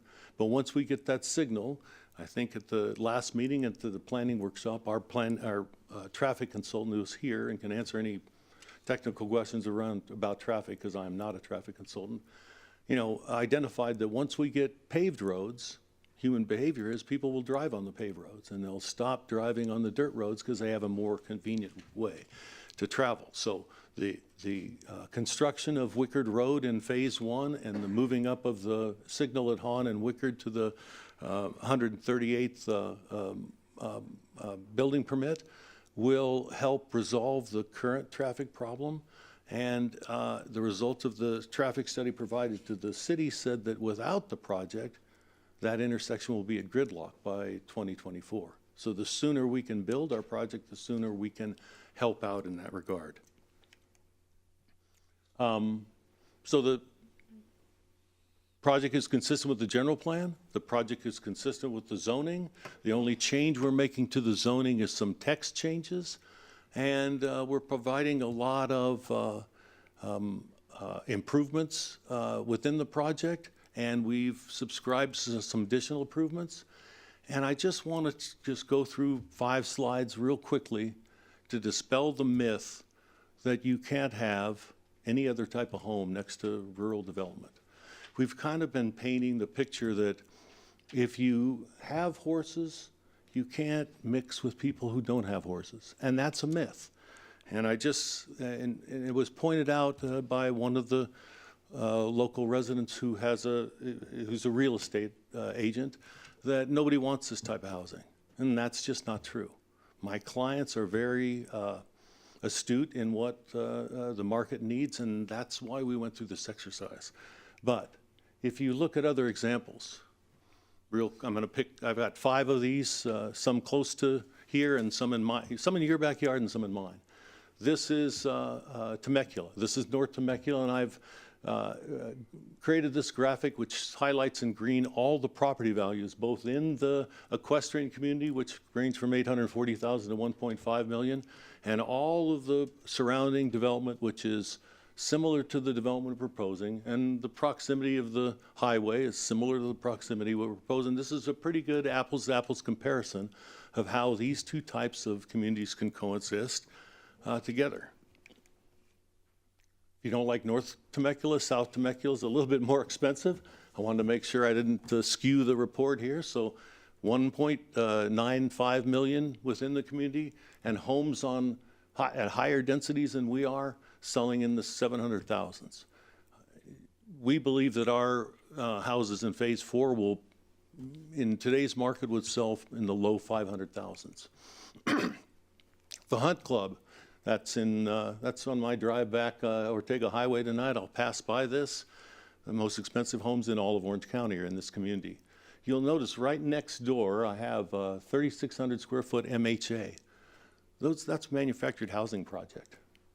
You couldn't find something more dense and intense in development compared to rural development, yet those are 350 to 500,000. Go quickly through this. Orange Park Acres, same scenario. 4.1 million homes coexisting with homes that are on much smaller lots that still are valued over $1 million. This last one I like to take a little time with because it's my neighborhood. Right up in the corner you'll see my logo with a white square. That's my office. This is my drive to work every day. I put another little white box and I blew that up. That is the kind of the seam edge between the equestrian lots of Nellie Gale and the patio homes of the neighborhood right next door. You can see right in that location is the stable. That's where the majority of the equestrian activity in Nellie Gale happens. Didn't stop the sales of those homes, didn't decrease the property values. And I cut it off of this graphic, but right where the word north is an elementary school. If I drive to work and I get there at 7:15 instead of 7:45, I see the school traffic, and it's a little chaotic. You know, the traffic's backed up at the intersection, turning the corner, but it's not a safety hazard. It's not something that creates community conflict, and we all get through it because we have adequate circulation. This project brings adequate circulation with it. So I'd like to turn this over to Brian, and if you have any questions for me, I'd be happy to answer afterwards. I appreciate your time, and I'm sorry for being so lengthy. Thank you, Mr. Galloway. Welcome, Mr. Hardy. Thank you. Appreciate it. Brian Hardy with Richland Communities. And I just, get to just a few more slides that we'll go through. If we can go back to the presentation, we still have a few more. But I want to thank everyone here. I want to thank you for giving us the opportunity to go listen, to go back to the workshop with the planning commissioners and do our outreach and meet with our neighbors. We've done countless meetings and outreach meetings and calls, and we've really had a lengthy outreach program, but we're thankful for it, and we're happy to be here tonight showing the fruits of that labor. And I think what you'll see is, we're trying to be good partners We own a significant amount of land in the city and the county around it, but we've got about 5 projects in the city of Menifee at Richland, almost about 2,000 units and homes and about 500 acres, and it's all scattered about the city. So we're long-term players in the city, and we want to be good partners, and we're hoping tonight that we show that. So let's see. Oh, went there. There we go. So, you know, we heard the concerns about traffic. Traffic was the big thing that we've heard, and with that, like Terry said, we moved that signal up. We moved it up as far as we can, logically, to give time. It's a very complicated signal to be installed and built. There's a lot of efforts that have to go into it. There's a signal going in by my house, actually, unfortunately, due to a death of a child in our neighborhood, and that's been was planned about a year ago, and it's just now starting to even be surveyed. So it takes a significant amount of time for these signals to move. Although we're working on the designs of the signal, we're moving it along. So we're moving it as quickly as we can. We'd also say that we'd say that a lot of this traffic in the area would, like Terry had mentioned, would be resolved with our project moving forward. And we think that by adding another product line here that is not just a $700,000 home that has one buyer profile, that we have a much deeper buyer pool that allows our project to move forward, and we can start fixing some of these traffic issues. Let's see. So we heard about the Garbani cut-through issues. That was really the crux of the issue that we heard from our neighbors, is all of this traffic that's cutting through Garbani, and it's driving them nuts. It's ruining their road. And, you know, that issue exists today, and our project is only on paper. But we recognize that even though our project's already approved, and it would be exacerbated by the project, that, you know, even a few more homes, it would exacerbate that issue. So we agreed to install these gates. And I got to thank staff and the members of the public for just really all working with us to come up with that solution. That gate involved so many different people and departments and to come up with what we were doing. And if everyone wasn't involved in volunteering their time and efforts, that gate design wouldn't be where it is today. And we've got a really good design that we feel is implementable and achievable. So thank you to everyone on that. School safety, we heard about the existing connectivity to the middle school, and we added the sidewalk along our road frontage to make that connection. That Wickard connection is required, that Wickard Road construction is required before we occupy any homes. So, you know, that'll be phase 1A, because nothing can be built or occupied until Wickard is improved. So that improvement comes in day 1. Let's see. Just a couple other things that, you know, on top of that, just some other things in the area. Not only do we install the signal, we also have about 16 intersections that we pay fair share fees towards, which equates to about $217,000. We got about $2.7 million in DIF fees. We have our TUMF obligation. And the other thing I would submit to you that's changed since this project was approved in 2007 that relates to traffic. Back in 2007, your work from home population was probably nothing. Today, you have a significant amount of work from home, especially on your younger professionals that would probably be occupying the smaller product. So has it been at the levels of COVID? No, but it's still significantly higher than what it would have been back in 2007. And what does that mean, and how does that relate to traffic? Well, if you're working from home, you're not commuting to, you know, Riverside or Corona. You're working from home, and maybe if you are commuting, it's only 1 or 2 days a week. And the other thing is if you are working from home, the great thing is you're going to visit all these great restaurants in town in Menifee during the day while you are working from home. So, anyways, okay. So, sorry. So this exhibit just kind of talks about the yellow is what we're putting in. Right now, if you tried to get from the middle school over to the interchange or just over to Wickard and Hahn, it is extremely circuitous. The green route is probably the most preferred way to go. That's the way I usually go. It's 2.7 miles, and you can see how circuitous it is. You could take the red route, Route A, that's 3.75 miles. So not only just for the residents to get through or get from one side to the other, it's also police and fire and public safety that this is benefiting in terms of having a route that's only now 1.4 miles. It's fully improved and makes that major interconnection.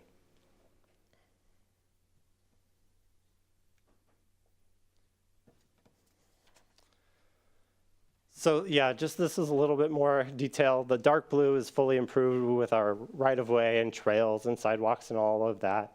The little light blue it's currently dirt road, but we'll have one lane in each direction. And once those projects develop in the future, the sidewalks will come with those projects. But that's fully paved all the way through and gets you all the way over to the little purple asterisk to the green. And those properties there would be benefiting from the new improvements there, which also includes a water line. The green asterisk is Wickard and Hahn. That's the signal we improve fully. And the purple one is a signal modification.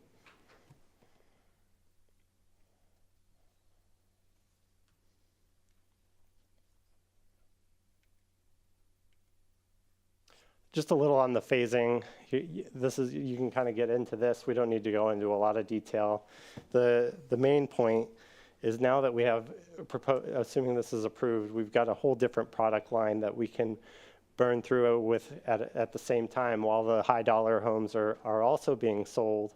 You have the ability to start triggering some of these improvements quicker, like the signal, like the parks, and all these positive things that are going to be coming through by having two to three, four, even maybe four product lines that are able to move forward. So just to recap, we heard the concerns. The existing traffic congestion is unbearable. There's already an existing safety hazard. Specific requests from the mayor and planning commission for improved pedestrian access to the existing school. So we moved the signal up to the 138th from 275. The Wickard improvements were extremely needed for the last 16 years, and by offering more product lines, we can move those forward, move the project forward. We added this off-site sidewalk, filling the missing link to the middle school. We added the gates to eliminate the cost cut-through issues through Garbani. And additionally, we did reduce our unit count by 19 units, which is also a help from a traffic perspective. We also heard that the 3,780 square foot lots don't belong here. So we made them larger. We made them 4,000 minimum. And we also made all of the lots backing up to Wickard 6,000. And the point of that was to make it match what was approved in terms of what was visible from Wickard. And those lots are up too. So you've got a little bit of slope up to those. But now the 6,000s are just as what was approved as when visible from the road. The project's not compatible with horses and rural lots. Well, Terry showed us several examples that show that it does comply and that they can coexist. It's not consistent with the project is also consistent with the general plan. When we implemented this project, that was a step one, greens fees. We were not going to do this unless it matched the general plan, and it does. We've deed restricted the open space to ensure that that 49-acre buffer between us and the rural residential remains open space, because technically it's rural residential and you can build on those lots, large lots. We've added the disclosure requirements in the CC&Rs, and we've added the equestrian trails and amenities to the parks. So just a few more comments. Right now we have 473 homes that are in the 700,000s, call it. That pushes a household income of around $250,000 in household income. There's only so many buyers that can afford that type of home. What we want to do, and we still have those, we still have a significant amount of them, over 300. But what we want to do is swap out 160 of those with 240 that are probably actually starting in the 4s and reaching up into the 5s. And what that does is it gets down to a household income of affordability of into the mid-hundreds, 150,000. So your entry-level planner, your entry-level police, you're a teacher, you know, that are both making income could afford this product. And it gives them an opportunity to buy in this community and be close to the school and their jobs that they didn't have before. The typical, right now the FHA limit is $644,000, so it offers an opportunity to get this product down below the FHA limit, which allows a 3% or 4% down payment. So I just want to thank everyone. We've talked a lot. I'm sure we have questions. We're happy to answer them. Again, we thank staff. We thank everyone here, and we thank our neighbors too for their time, because they've spent a lot. Dave Brown's been at all of these meetings with me, and he's wearing a jacket tonight, which makes me very nervous, but we're happy to help. So thank you. Thank you, Mr. Hardy. All right. So with that, if you have nothing else from your team, we're going to go ahead and take it for staff questions. And I think there may be some questions that can either be answered by our staff members or the applicant. So council members, at this time, if we have any questions, we're not going to share our thoughts and comments yet until we hear from the public. But if we have any questions, now's the time. All right, and Councilmember Sobek's first in the queue. Hi, good evening. Thank you, Russell and Mr. Galloway, Mr. Hardy. I do have a couple of questions. You had mentioned that staff had met with Helen Yin. We received a letter from her in our folder. You didn't expound on your meetings with her. In this letter, she says that she's happy and very appreciative of the Storm Grange relocation from Richmond Brothers. So thank you, or Richmond Communities. And, but she does have some concerns and shared a map. And she asked us to share that diagram. So she just said, so do you want to expound on this at all?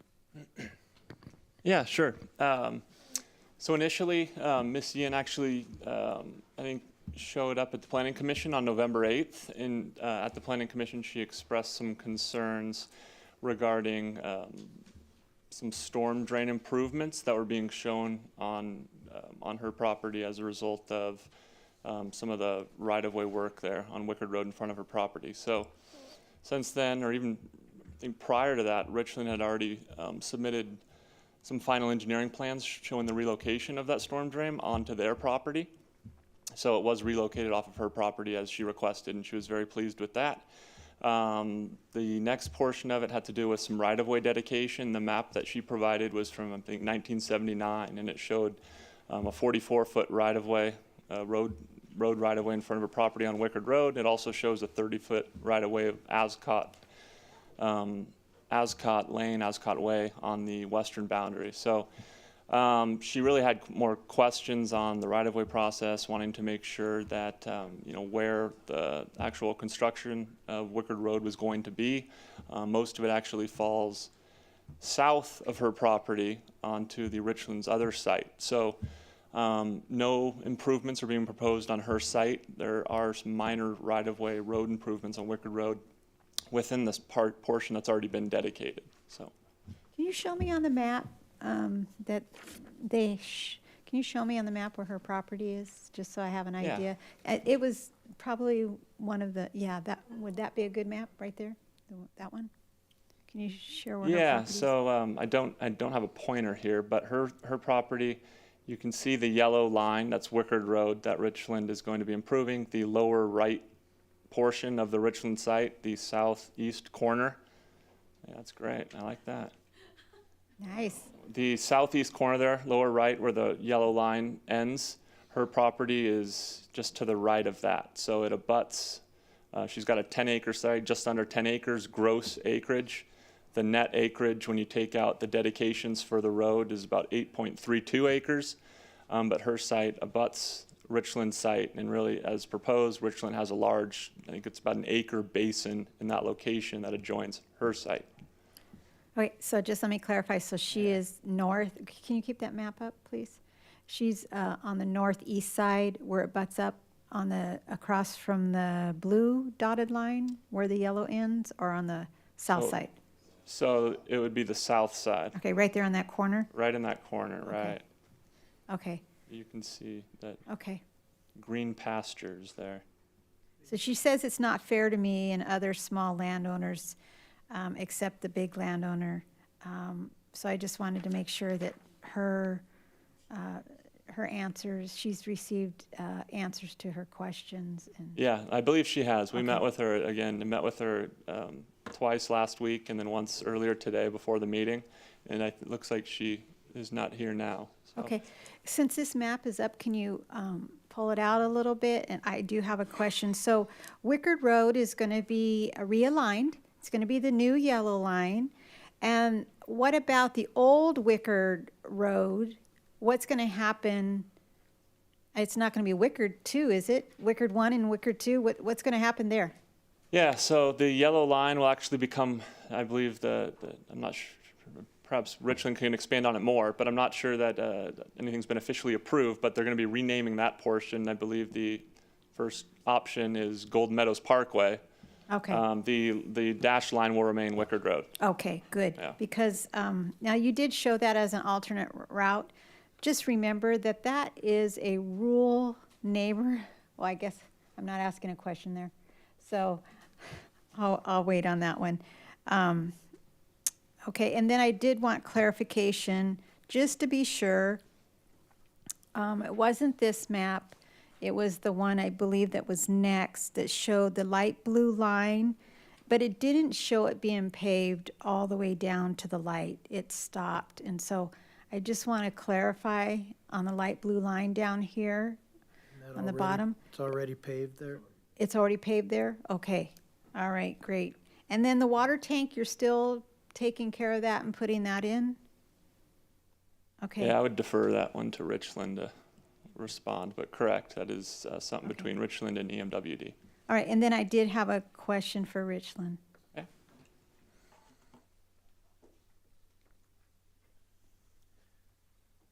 Okay. All right, so we know what you've gone through the last several months, and I want to thank you for working with the residents and being willing to make some changes.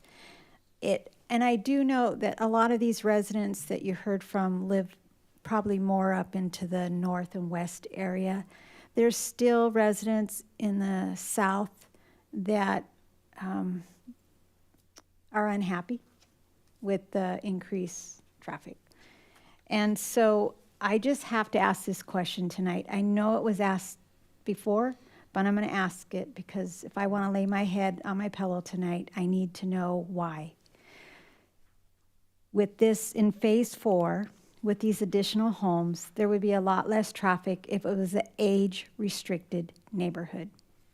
Would you consider making that an age-restricted neighborhood? The price point is still good.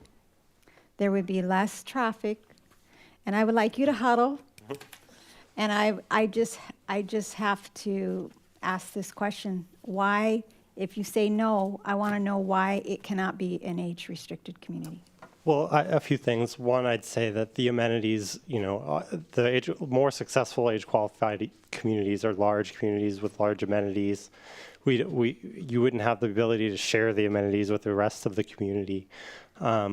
This product, though, is age-targeted, I'd say, because this same product is being built just outside of the city boundary, and we have that plan is one of the 3 plans is single story, and that appeals to the age-targeted community. And this type of low maintenance product is not just for initial new buyers that are both working and don't have time for maintenance but still want to have a yard for the dog and a barbecue. That appeals to 55 plus as well. And sometimes there are options where 55 and older don't necessarily want to live in an age-qualified community. And so this does appeal to them. And so I would say this has an age-targeted feel to it. But for this particular site, it doesn't work for us. But we have looked at it and we've thought about it, and it's just not the right place here. Okay, did you So- say that it's mostly one story, or is it all one story? No, so that particular product, it does allow for a single-story plan. So there it's one of three. It's only one plans. of three. Yeah. Okay. Just to also elaborate on that, we didn't huddle up because this question was asked at the Planning Commission by one of the residents. And so we already explored that as part of the solution that we ended up choosing, which was to increase the lot sizes along Wickard and then decrease the density in the whole project. Besides what Brian said, there's also some physical issues with making this a age-restricted community, because age-restricted communities are generally gated. And if they're gated, we have to have private streets. And if we have private streets, we have such a low number of units that the cost of maintaining the private streets makes the HOA higher. And also we have some stacking distance issues and some issues along access for gating the project. So it just turned out that although there's a demand for senior buyers to buy homes, we can accomplish that in a non-age restricted community in a manner that makes the overall project more cohesive and more desirable to home builders and to a greater number of home builders, because there's not a lot of age-restricted developers doing business in Southern California. Well, I kind of have to disagree a little bit. And I represent District 3 in the city, and we have an age-restricted neighborhood, Pamia, that was built, and it's not gated, and it is all one story. It is across from a shopping center, and we have other areas in the city that are age-restricted that are not gated. So we do have some that are, and they're more of an upper scale senior price point age restricted. So I had to ask that question. No, I I just felt appreciate like talking to residents down in that area, that was a question they had. And so I said that I would ask that question. and I'm I glad would- you asked, because we wouldn't have had an opportunity to answer that question. Yeah. Yeah, Terry's right. We've spent significant time looking at it when it was asked before, and it just is not an option for this site. Okay. All right. Well, I think that's all my questions. Thank All right. you. Mayor Pro Tem Carwin's next in the queue. Thank you.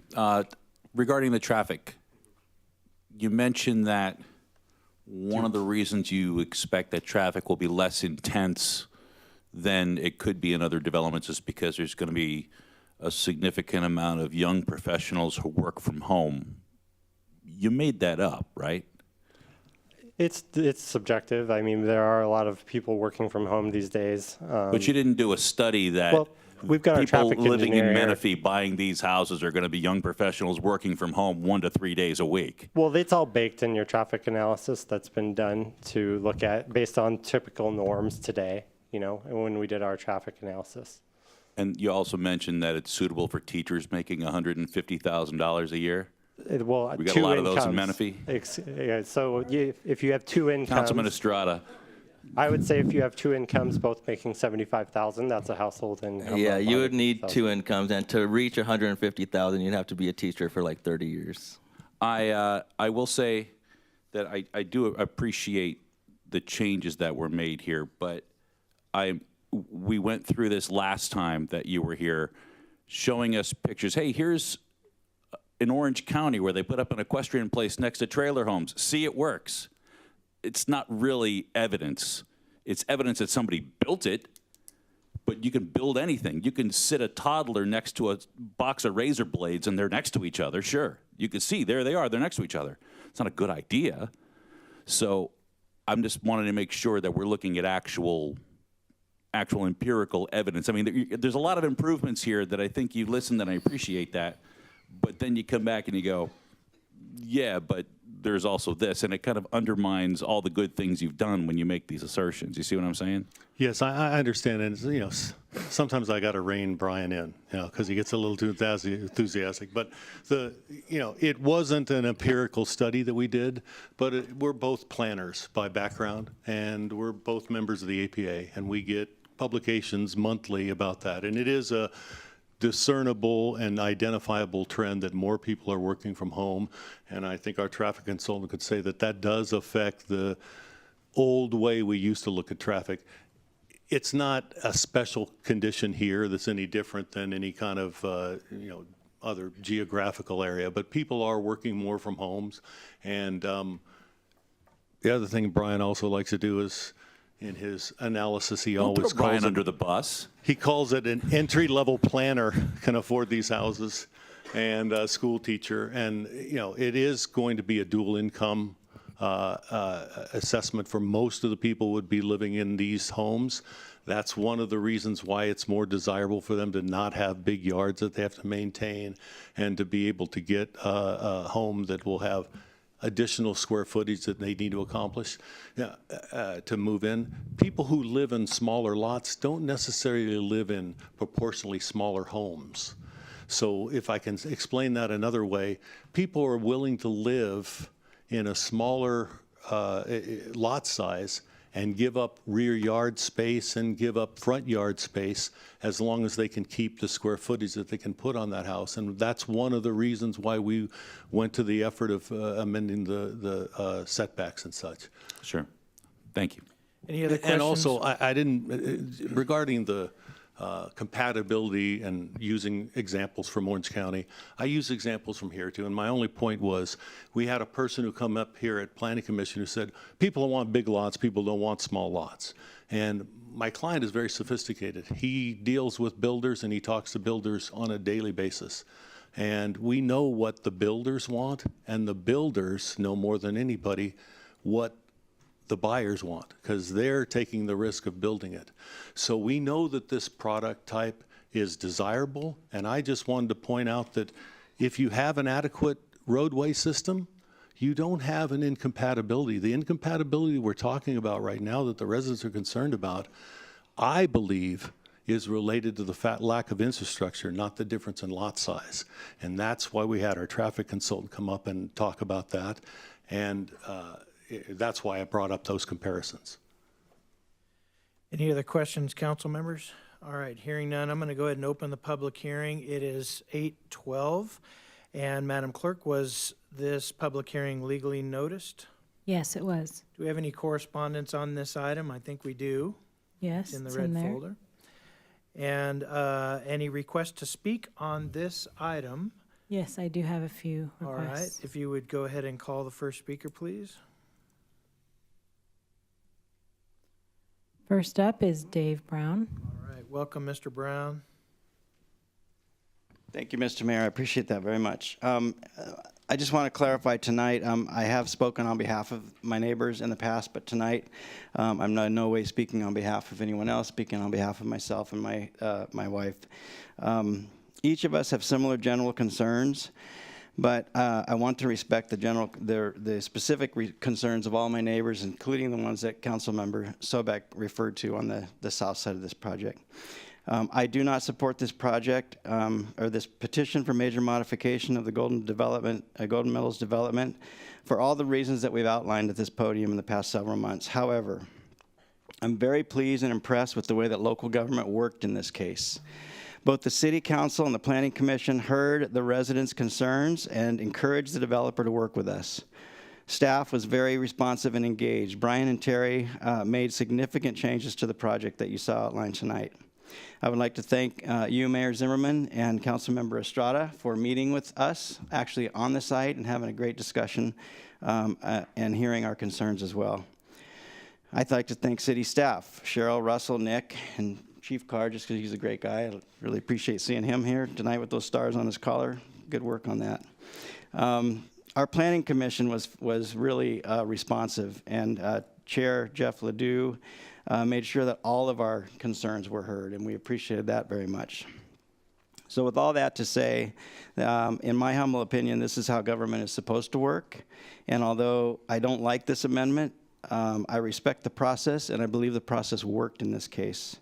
So I will respect, and my wife will respect your opinion tonight, whichever way you decide to go. I do have a concern about the vaporization that occurred on the 20 years ago or whatever it was. I would just pray that that does not happen with those 9 conditions and that those 9 conditions are part of the record. So thank you all. I'm proud to be a resident of this city, and I'm proud of the work that the government did in this particular case. Thank you very much. Thank you, Mr. Brown. Great words. Thank you. All right, Madam Clerk, next speaker, please. Next up is Craig Gruber. All right. Welcome, Mr. Gruber. Good evening, Mr. Mayor, council members. Thanks for having me. I'm that 26-year Menifee Union School District teacher that lives in that neighborhood right up against this development. And this has been like deja vu for me because we went through the same process with KB when they came in on the north side of us. They all came in through the same general plan. And what I wanted to say that Terry and Brian have been great. They've worked with us these last 9 months to come up with some things that would make this project better, more compatible for us. And so this arrangement with this concessions, we do find more compatible than the original plan was without them. I will say that. So, and I appreciate that. I did learn some things from that first time with like 20 years ago with the KB homes. They had told us the same thing, that when their 700 homes came in down below us, that nobody would drive our dirt road because they were going to pave Evans, and nobody would ever drive our dirt road. Our dirt road went up, the traffic trips every day went up 500% when that happened, and that I did that study on that. That's what happened, because we're right between Menifee Valley Middle School and Paloma Valley High School. So our road literally becomes a death trap. So that's why we got a little weary when we said, hey, we're going to pave Wickard Road, and nobody's going to drive your dirt road. It's horrible. We know that not to be true from the past. But with the concessions they did, especially with the expedited light over there on Wickard and Hahn, which like the Spetzes and my neighbors over there on Wickard Road we're very concerned about. And then the gate on our side makes us feel a lot better about this. And what I would ask is just that moving forward, we please use some logic and common sense for reasonable zoning transitions, especially in our city, which is not even close to being built out right now. I know for a fact we're well below 50%. So it just seems kind of weird that we have to jam in these small little tiny house lots into these big, wheat fields that are out in the middle of our agricultural area when there still are areas kind of zoned for that, closer to where they would be more compatible, more reasonable. I'd just like to see it in the future strive to keep development more complementary with existing neighborhoods. That general plan, what happened back in the 90s when that happened is they had dummy corporations, farmers come in and buy that farmland that was set for 10-acre minimums at the time for dirt cheap, and then had this general plan amended to change it to the high density housing. So we just want to see that change for the future. And the infrastructure is a very big area of concern for us. We all have wells, we all have septic tanks, we don't have any city services. We have the trash from Waste Management that if it sprinkles a little bit, they don't come up our roads. So that's where we're all at. And some of that perimeter is still going to be dirt roads. The whole southwest corner, the whole west side on Evans will still be dirt roads. So we'd like to see a little more infrastructure in the future when these big developments come into rural areas that don't have any of that existing. So yeah, thank you very much. All right, thank you, Mr. Gruber. Madam Clerk, next speaker. Next speaker is Ken Stiles. Okay, welcome, Mr. Stiles. Thank you, Councilman. One thing I want to do is thank Dave Brown. We elected him. We all got together on our dirt road, and we all met at his place, and we elected him to speak for us, and he's done a very good job, and I want to thank him personally for that. My family and everything, he's done a fantastic job. I objected to this project, phase 4 of being postage stamp lots from the beginning, and I still do. I think that it's the wrong product in the wrong place, and I commend Brian and Terry both. They've worked with us, and they've done a great job. They've done their best to convince me that that it is the right place, right product in the right place, and I disagree, and I will always disagree. But it is what it is. Our system has worked. And it looks like, whatever the outcome is, I think that everyone is given a fair shake. The Planning Commission did a good job. Here we are today to, probably make the final decision. So the system is working. Whether I like it, the outcome or not is irrelevant. So the compromise is the gates that we get on on Country Haven. They've agreed to, you know, promote that, and at a certain point when they sell that many homes, then they'll put the gates in, or they'll give the money so they can put the gates in. Reluctantly, I think that that is a reasonable compromise.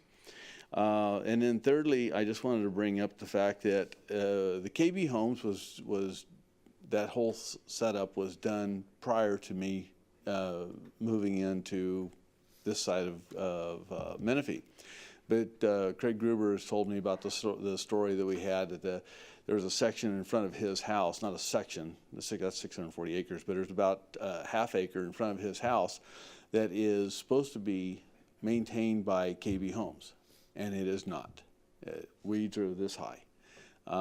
And I just want to caution the council and Richland that when they hand this off to the HOA, that we don't have a dead end that we can't have some resolve to. Right now, there's with KB Homes, there's a P.O. box that we can write to and say, we don't like it, there's too many weeds, and they can just ignore it. So we ask them to have some more mechanism in there that we can then contact them and say, you know, hey, this is not right. The perimeter needs to be de-weeded. You know, you're not living up to your HOA HOA requirements, and so that we can get something on the peripheral end. So anyway, that's all I have.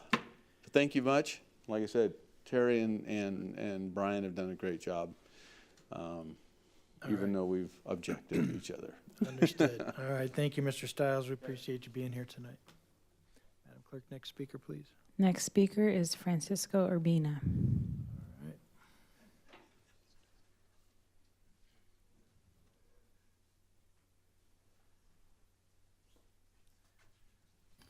I want to say that staff member Mr. Russell did an excellent PowerPoint presentation. This is not an easy project.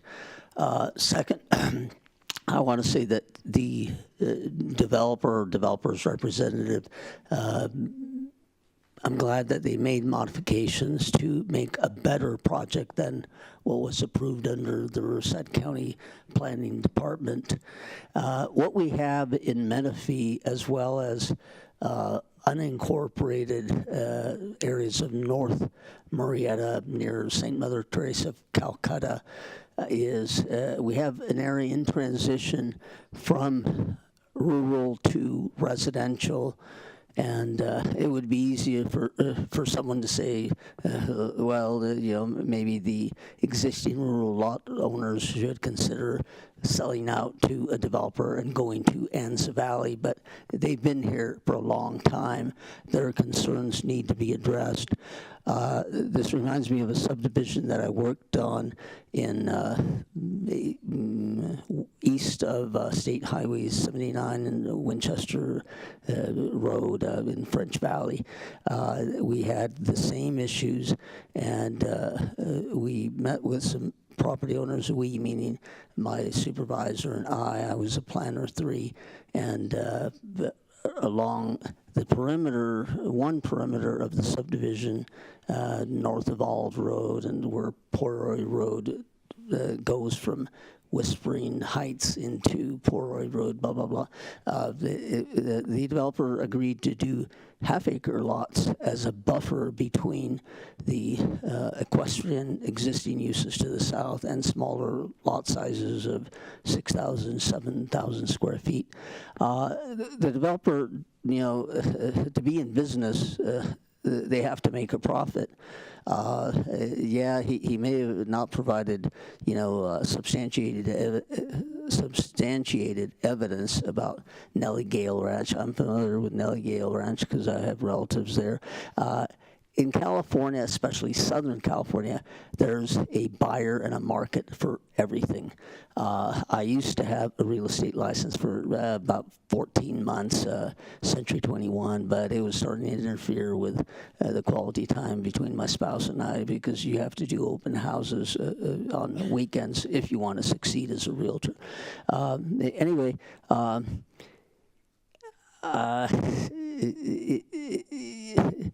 yes, dirt rural roads adjacent to an urbanized subdivision do become more used by individuals such as me and my Chihuahua, and we wanted to see what is around St. Mother Teresa of Calcutta, because I switched from St. Martha Catholic Church to St. Mr. Mother Urbina, Teresa. your time is up.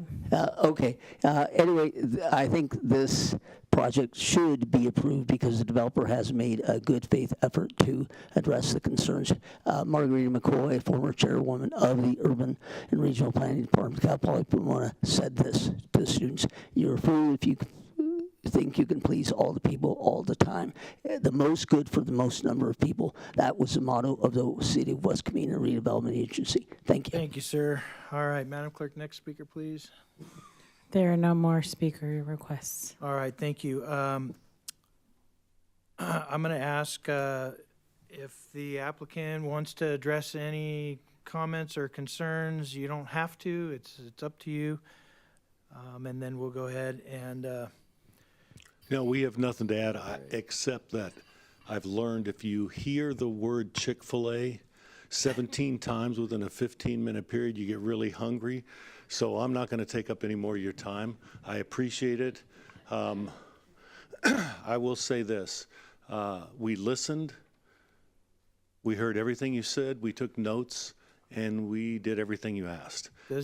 I firmly believe that if there was something else that the residents would have wanted, they would have asked for it, and we would have worked with them. So excellent. Let me we just hope that ask. you approve it. Thank you, Terry. Let me just ask, do you agree with the conditions of approval before I close the public hearing? Yes, sir. All right, very good. Thank you. Appreciate that for the record. I am going to close the public hearing. It's 8:26. Council, this is time for us to open it up for discussion. It's been a long process. I'm going to encourage us to make a decision tonight, please, so that we can have a resolution with this. So we'll start with our Mayor Pro Tem, Bob Carwin.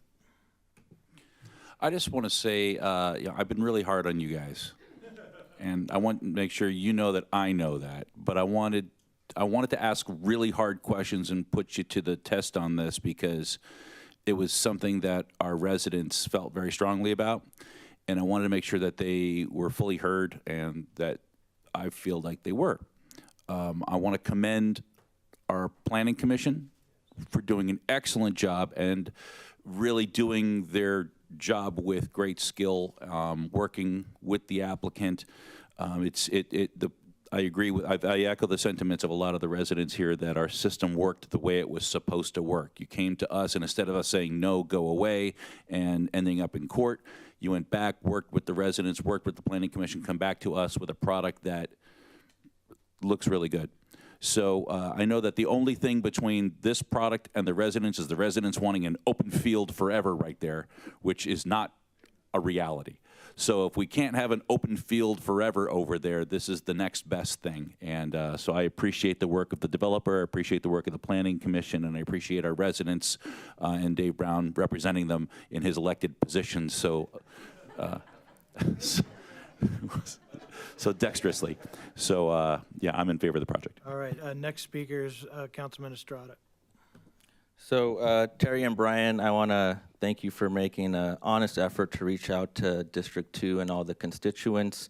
You know, I have empathy for you, and I understand, you know, you need to make your project pencil out, and you need to do what you need to do to pay your bills. But in so many ways, residents have spoken up against this project. The residents have spoken up and said it in so many ways, and it reminds me of Dr. Seuss, the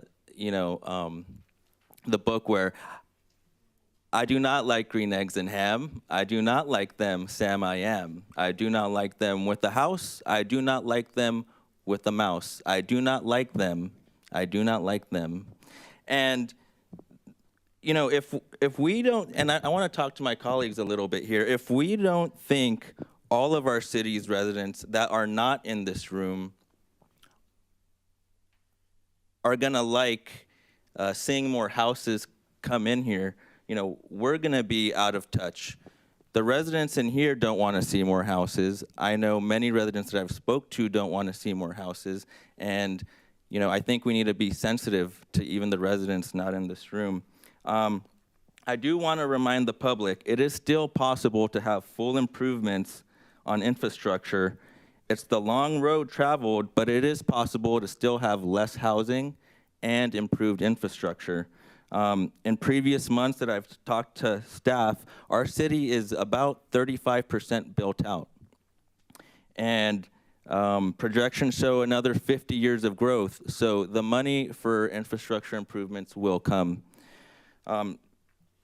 Another point I wanted to make, so many times, the council has discussions about local control and actually controlling the housing. And now we actually have a unique opportunity to do that. We have an opportunity to limit all of Sacramento's mandates. Last point I want to make, this is a rural residential area, and our residents continue to feel crammed in, not only in this neighborhood, but in our entire city. So I want to encourage my colleagues to limit any more houses on the project. Say that last part, limit any more. I want to encourage my colleagues to limit any more houses being added to this project. So you're saying you don't support the recommendation? I do not support the recommendation. Thank you, that's what I was asking. All right. Next up, Councilman Dinas. Thank you. I just want to appreciate the acknowledgement of that the system did work. I guess if it works real well, I guess the moral of the story is nobody's happy, but we get a compromise. I think that's kind of what we've gotten today. I appreciate Richard going out here and meeting and making the changes the best we can. And I guess my biggest thing is I do support it, but I think what we've learned a lot of lessons when it comes to the rural and the urban, I guess, starting to meet, becoming neighbors. And I would hope that staff would take what we've learned today through this project and somehow incorporate that going forward with other projects.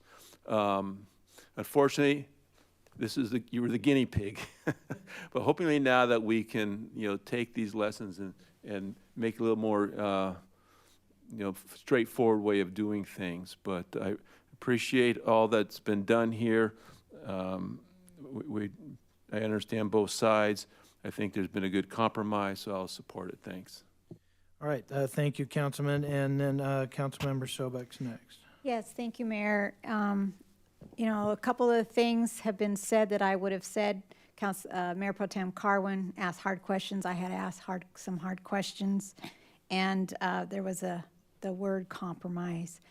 In this case, as it's been said, the process worked, but you're both walking away with a little bit, and you're both walking away with not a little bit, right? And so it should probably never be one-sided. So I appreciate the listening ears that you had to our residents. They're the ones that are going to live here. They're the ones who do live here. You will market this project, and you will sell it, and you will be gone, and you won't be here, and they're the ones that have to live here. I am concerned about Wickard Road, the dirt part that will continue, that those residents that are used to having a quiet neighborhood may experience increased traffic flow on those that dirt road on Wickard. So that does concern me. I hope it doesn't happen, but it is a concern. We do hear we're booming, the city. It's traffic, traffic, traffic. We know as a council that will be our main job over the next 5 years is to address those measures. Over the last 6 years, we have put millions of dollars into it, and it's still not enough. So I just want to thank everybody for working together. This is not easy. This is not an easy decision for me, and I just want to let you know that. Okay, Councilmember, thank you. I didn't even get a chance to speak at the last time this was here at City Council. We had a direction, and I thought it was a good idea by our council members to suggest it come back to the Planning Commission, give the members of the public one more opportunity to bring some ideas and share some concerns and thoughts, because we want to be open and transparent and offer opportunities for good ideas. And I know our planning commissioners were hopeful that there was going to be some suggestions that are agreeable and some concessions that can be made that make the project better. And there were some, and so I think it was worth the effort. I know it's frustrating to have to go back and forth and have so many meetings, but in this case, it made the project the best it can be, and so I'm pleased with that. I'll just say, when I first heard about this, I thought, oh no, because I know the project wasn't popular back when the county approved it a long time ago, and I'm familiar and have acquaintances that live all around that project, and they expressed their frustrations back then. Some of them don't even live here anymore, but I understand how they feel and how they felt. And I also agree with the rationale, and I say this because I've worked for over 25 years in doing land planning. I've drawn an awful lot of maps for subdivisions and site plans. That's what I did for my career. And we purposely had multiple product types. One neighborhood might have 10,000 square foot lots and some very high density condos in the middle, buffered by those larger lots on the outside, and then some 72s and some 6s, and it is actually much more marketable, and maybe that might have been something that I probably should have suggested a long time ago when you're going to the drawing board. I almost think this phase 4, when I look at it, might, because of its proximity to neighbors that have large lots, those might have been good candidates to be larger lots, and maybe it's a game of squeezing the balloon and you get some tighter stuff in the interior part.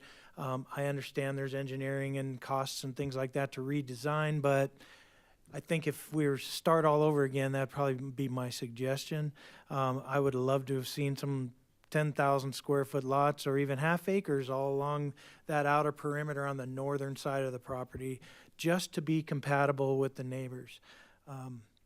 I know how I felt. I live on an acre and a quarter and with all my neighbors, and Marietta approved a project right up against my back fence, and it was 6,000 square foot lots. We felt it was incompatible at the time, and I stood at the podium and asked the Marietta planning commissioners and council members to respect my concerns, and they didn't, and I know how it felt. And so I can sympathize with the neighbors and the residents that are there. If I was the developer, I'd be doing everything I can to make this project pencil and be able to bring it to the finish line. So I understand your perspective too.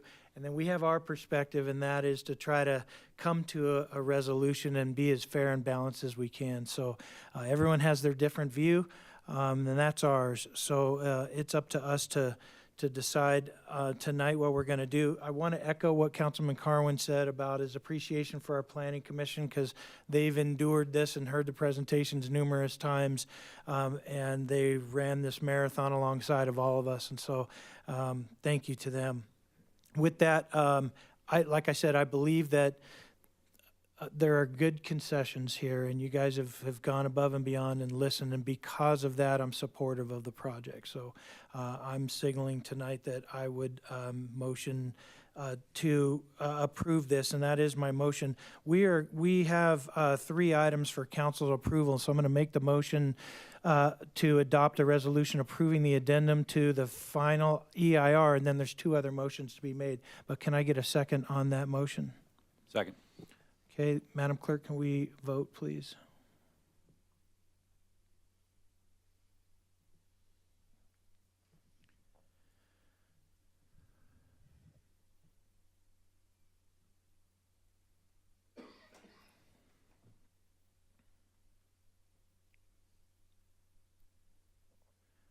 Okay, so the motion to adopt or approve the addendum to the EIR passes on a 4-1.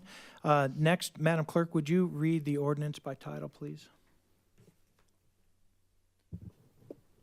An ordinance of the City Council of the City of Menifee, California, approving zoning code amendment number PLN 21-0201 for tentative tract map number 31194, Golden Meadows.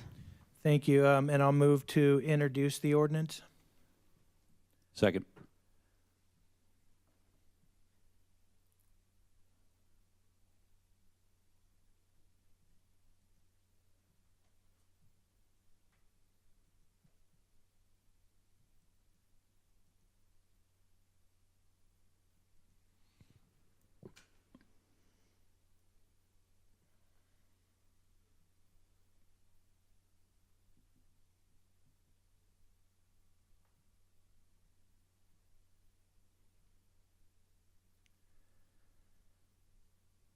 All right, so the motion to introduce the ordinance passes on a 4-1 vote. And finally, I'll move to adopt the resolution to approve the minor modification number PLN 21-0199 as presented.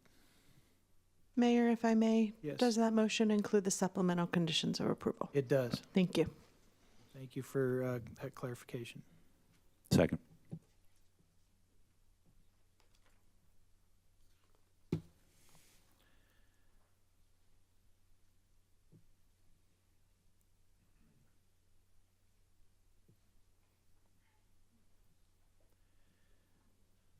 Okay, and that passes 4-1 as well. So we are now ready to move on in our agenda. We're on discussion items, and I believe there are 3. They're all related to the Central Park Amphitheater project. And I see Mr. Nix is here to present, so welcome, sir. Good evening, Mayor and Council. Deputy City Manager / Community Services Director Jonathan Nix. If I may, I'd like to present all 3 discussion items together since they're all related to Central Park Amphitheater. It's a consideration of a construction contract with Optima and then the 2 associated contracts for design support and for construction management. Try to be efficient for you.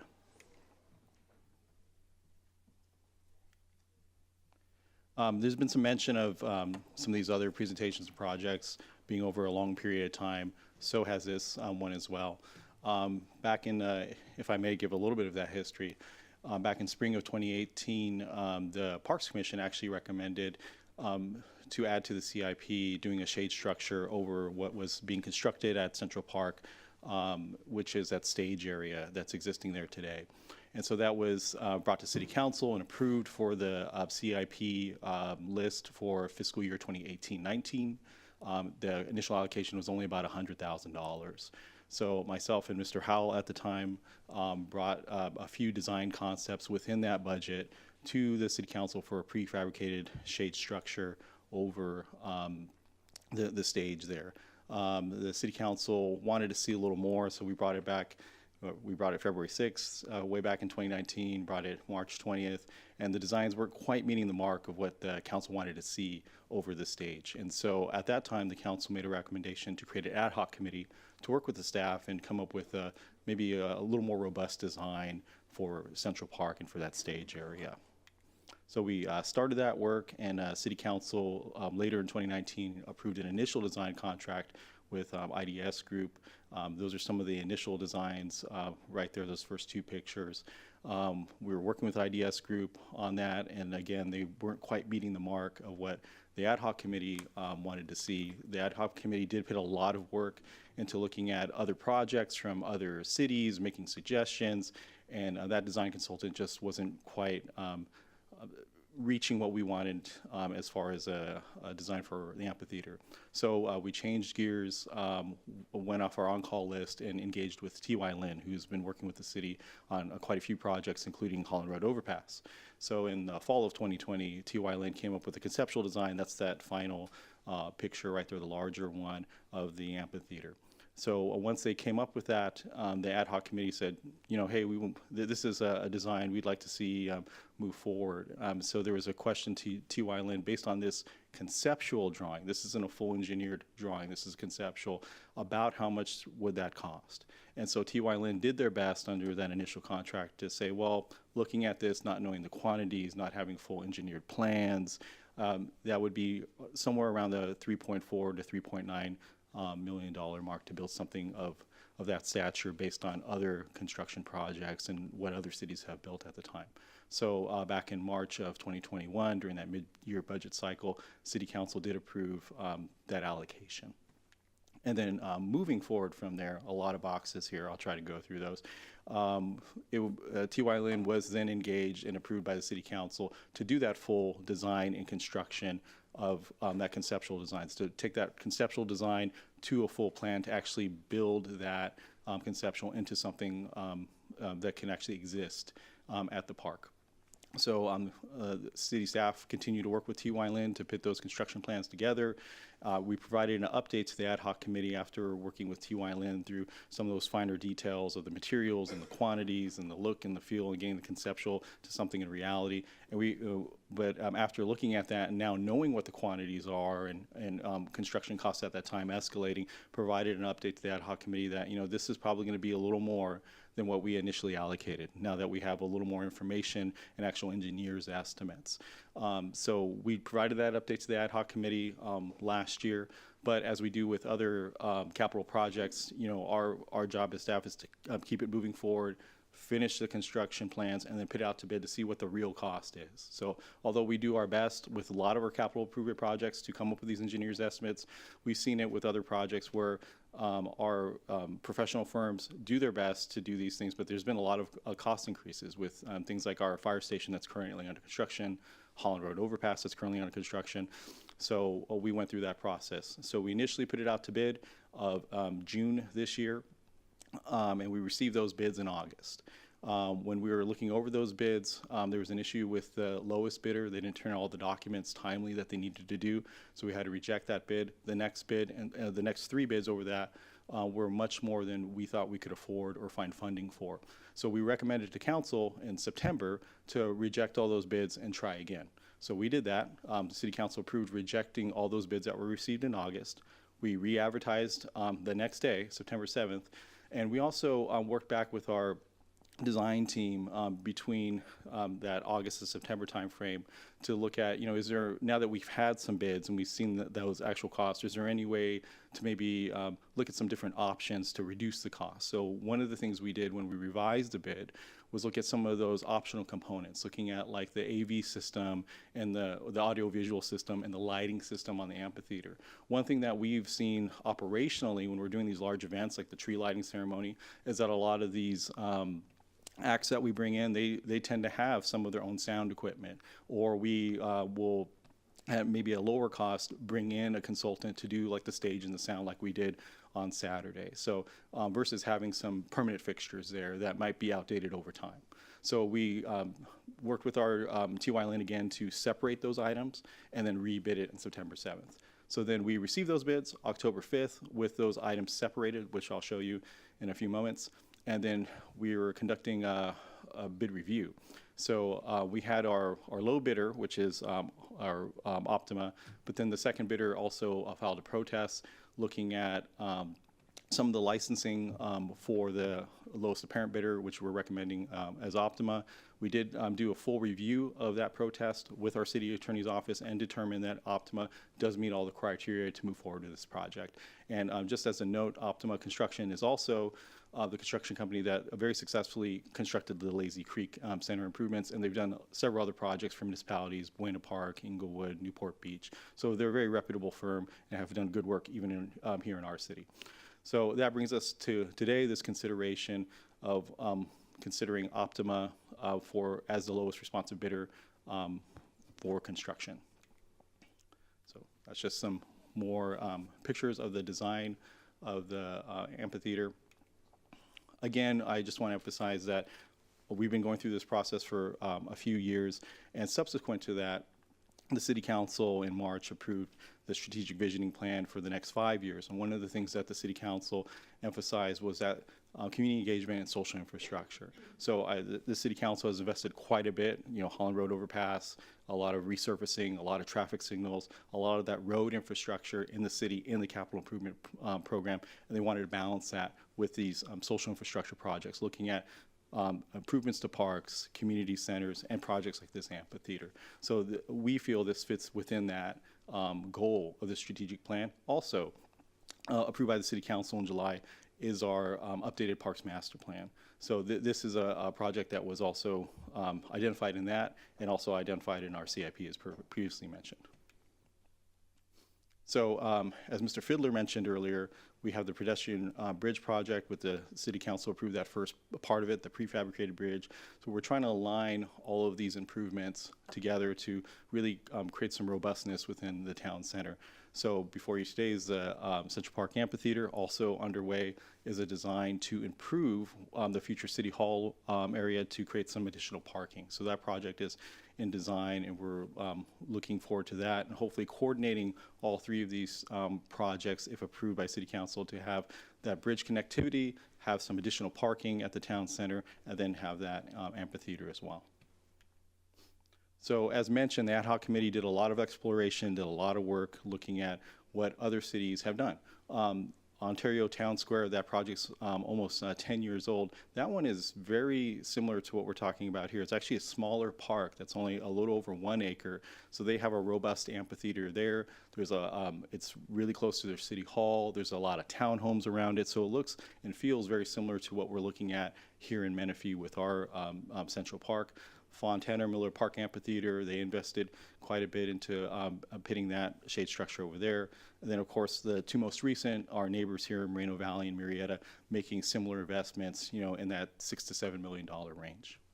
And if you notice these numbers, 2014, 2018, 2021, things have escalated since then. Our financial advisor, Urban Futures, came to the City Council back in June, and I stole their slide and threw it on here just to remind the council that costs are escalating. We've seen that with many of the projects that we're bringing forward to you. Just even when you look at Moreno Valley and Murrieta, 2021, 13.4%, 9%, and 9% again this year. And a lot of the materials have gone up that are the materials that we would use on this project: structural concrete, timber, reinforced steel. So even though TY Lin has done their best to do an estimate in 22 and provide that update to the ad hoc committee, prices continue to escalate, even escalate much more than our neighbors when they built their amphitheaters. So again, that's just another overview of that timeline when we first went out to bid to June to where we are to date. And that's just an outline of the 5 bids that we received, kind of a wide range, but Optima is the lowest apparent bidder. The bids came in October 5th. The bids are typically valid for 60 days. We did work with Optima, and they agreed to extend that bid period to 90 days to allow for council consideration tonight.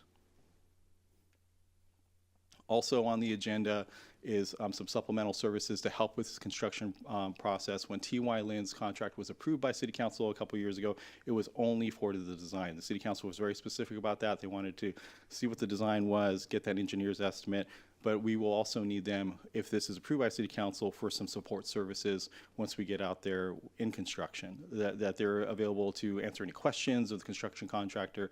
Then there's also a recommendation. We went through a bid process and we received the 1 bid from South Star Engineering. I will note that South Star Engineering is also the construction manager for Holland Road Overpass, so they're already working for the city very close by. And we do need assistance with construction management. There are some technical aspects to this thing, sort of structural, that we do not have in-house, and we also don't have the in-house capacity to manage a project of this size. So that's why we're recommending these 2 contracts as components if this construction project moves forward. So again, as mentioned, when we bid it the second time in September, we separated some of those audio-visual items and the lighting. So the picture on what would be my right, that's a conceptual of what that lighting scheme would be. So we're recommending to not include those items. And so you would see the amphitheater as it is during the day on the left side. So it wouldn't have all that robust lighting, but it would still be a fairly significant project and a good feature there. So we're recommending without those items, as I mentioned before. So looking at the project funding, so previously the City Council allocated, we negotiated a contract with Waste Management a few years ago. With that contract was a contribution from Waste Management towards projects that the city could use. So that was allocated towards this amphitheater project.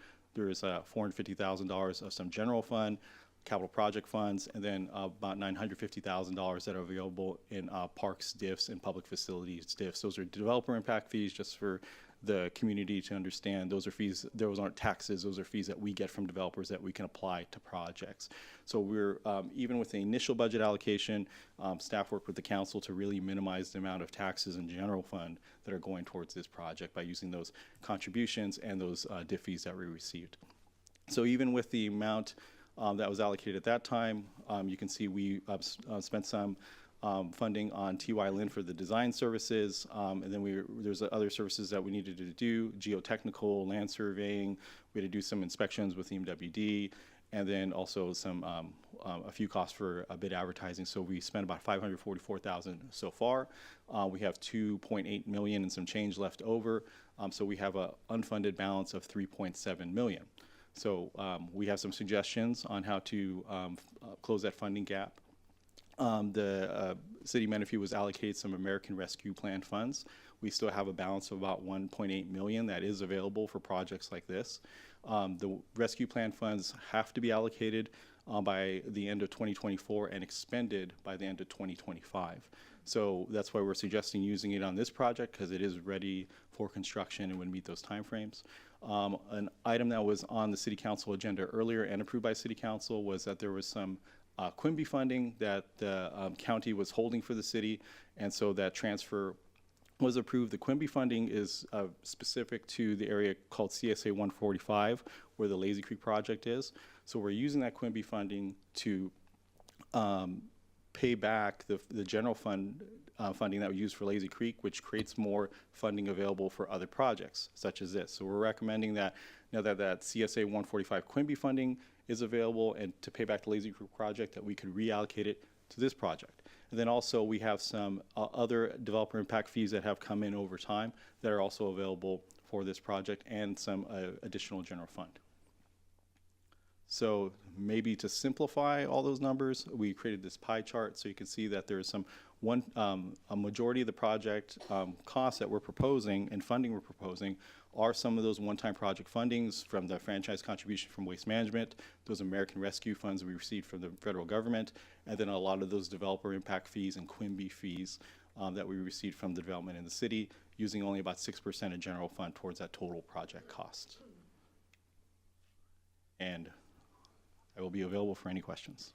All right, thank you, Mr. Nix. Right now, we'll go ahead and open up for questions. Let's not give our comments and thoughts quite yet, but let's ask some questions. So Councilmember Estrada is first in the queue. Hey, Deputy City Manager Nix. My question is, I know we're expanding or putting money aside for parking at the new City Hall. Is the money we're allocating, was that for the original plan to put in the City Hall, or are we putting that extra money aside and creating a bigger parking lot to accommodate the theater? So there is a fund balance or a project fund for the future development of City Hall. So that is the funding we are using for the City Hall parking lot. Okay, Nick says yes. And what we're creating enough parking that would accommodate the future City Hall. But then before City Hall is built, that parking would be available for the park and events. If I can maybe anticipate a question that you might have, what we're looking at is during business hours, that's when City Hall, the future City Hall would mostly be used. So that parking would be available during after hours or on weekends for events that would occur during those times for the park. Okay, and I guess, I don't know if maybe my colleagues who were here on the council before can clarify. Did you put, it's $1 million in the account, correct, that we put aside? I believe it's more like $4 million. Oh, is it $4 for the parking lot? $4 million for the City Hall project, and so we're using that, part of that funding for the parking lot. And okay, so to clarify, is the extra money we're putting aside for the parking lot in response to the amphitheater, or is it just to accommodate City Hall? Is that a question towards staff or? Whoever can help me, yeah. Okay, I'm going to ask Nick to help me out. Sorry, there is some confusion here. We do have a separate capital improvement program project that is specifically for the parking lot. We have been putting money aside for the future building of City Hall, but they're combined together because obviously the parking lot is a component of City Hall. but we are setting aside money that would go towards the design and construction of City Hall as it moves forward. And there is a separate CIP project that is dedicated specifically to the parking lot itself. And Mr. Nix is correct. The parking lot will serve the City Hall during the day, but is available for use for the park, amphitheater, or the whole little community there as well. Okay. Thank you for helping me. Yeah. But is the parking lot bigger now because of the amphitheater? The parking lot is bigger than what is necessary for City Hall, but it was always intended to be a dual use purpose. It was always intended. Got it. That's my answer. Yeah, because the City Hall parking lot was also going to be a shared facility for some of the other amenities in that area. Any other questions, Councilman? All right, next up, Mayor Pro Tem Carwin. Question. As I'm looking at these designs, please tell me that somebody has considered the direction of the sun. Because it would seem to me that at noon, sun is straight overhead, and then it would keep going towards the west, which would be directly into the face of whoever's on the stage. So this doesn't provide any shade at all to the stage. So we've got this gigantic structure that's aesthetic. TY Lin did do that study. So they actually provided, what am I trying to say? Because I've been on that stage when there's been a shade over the top of us that's very low, and we have to keep moving back and moving back and moving back and moving back. Yeah, we just, during Veterans Day, we just had that situation. So TY Lin did a simulation of someone standing on the stage during the time. We actually showed that to the ad hoc committee as well, and where the sun would be and where the shade would be, and they actually provided some simulations as well, like if you're standing on the stage at this point, or what your view would be, what would your view be from the grass area. So they did really look at that when they were designing that shade area, at how much shade would be available during different times of the day. But we don't have that. That's included in the, I don't have that available here. Yeah, it wasn't in the package we got tonight. I don't believe so. Yeah. So what does it show? It shows that there's shade available for the stage during different times of the day.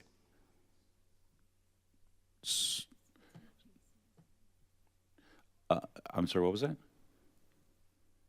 I didn't know if you wanted me to. Yeah, you were on the ad hoc committee, so Dean and maybe I she were could the ad hoc contribute. committee, so we do remember seeing that. The 'Cause sun. I just don't know how you'd get the shade sun- when the sun's right there and I'm standing here. No, I don't know how the that sun provides goes, shade. The sun goes more to side of the amphitheater, not more. Because it's not from due, side to it's not front. pointing due west. No, it's not. Okay. No, yeah, the amphitheater is at an angle. Yeah, it's not just pointed straight west, yeah. That was questions that we talked about Yes. as well in the ad hoc committee. Right. Yes, because I was looking. I just went through the examples that you gave me of Ontario, Moreno Valley, and Murrieta, and which way theirs face. And because I know, like with baseball fields, that's very important when they install those. They know which way the home plate is facing for the sun. That's something they take into consideration. I know Murrieta's amphitheater faces exactly the opposite direction of ours. So our stage, the platform that's currently there. How tall is the project in this rendering from to the top of that arch?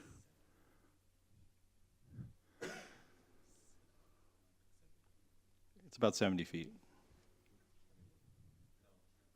No. 70 feet? Look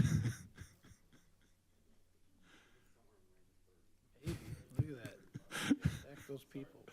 Hold on a second. Let me huddle with the team for a second. The reason that I'm asking, I was looking at the Ontario version you gave me compared to 36 this feet and 4 inches, exactly. How much? 36 feet and 4 inches. I think I was given the length versus the height. That makes more sense. The length of the stage is 70. Just to repeat what Bryce said, the length of the stage is at 70 feet. Yeah, so. All right. Yeah. Thank you. Any other questions, council members?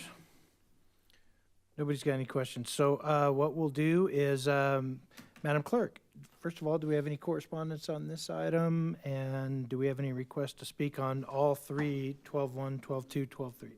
Correspondence would be in your folder, and I do have a few requests All to right, speak. let's go ahead and call them, please.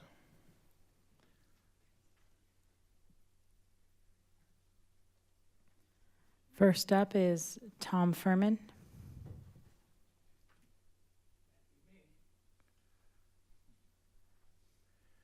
All right, welcome, Mr. Furman. Thank you, Council. Are we really saying if we build it, they will come? All right. I haven't heard anything about the seating capacity. I haven't seen a list of possible engagements that we would have. I've heard nothing about possible ticket prices.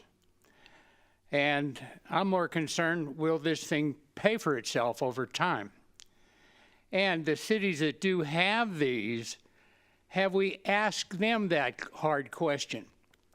Is this amphitheater paying for itself? That's the only questions I have.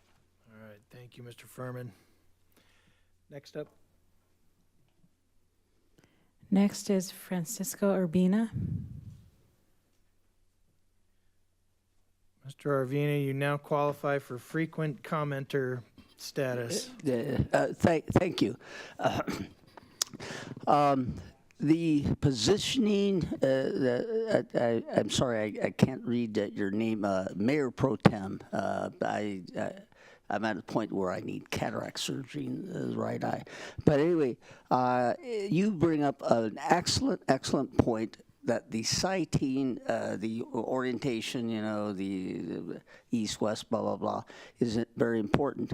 You do not want to have a stage facing south or southwest.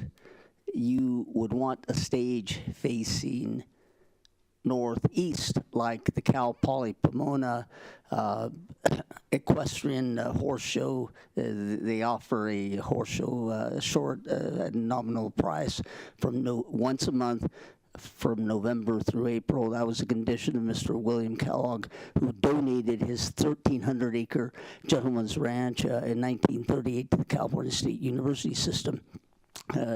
Yes, you don't want performers on the stage to be blinded to the southwest. The city of Murrieta, where I own a home in Murrieta Hot Springs, made a huge mistake with how they sited their shade structures at the public swimming pool facing southwest. You can't get any shade there. Yeah, it's a very important point. I'm not entirely familiar with the site plan, but the stage, if you're going to build it, and they will come, and hopefully it pays for itself, blah, blah, blah, it needs to be facing north or northeast. Thank you very much. God bless the city of Menifee. All right, thank you, Mr. Arvina. Next speaker, please. Chris Miller. All right, welcome, Mr. Miller. I took pictures at the veterans event, and I just want to show you, if it's on my phone, but I can show you where the shadow is coming from, so you'll know where the sun is coming from, and it's not directly from the front.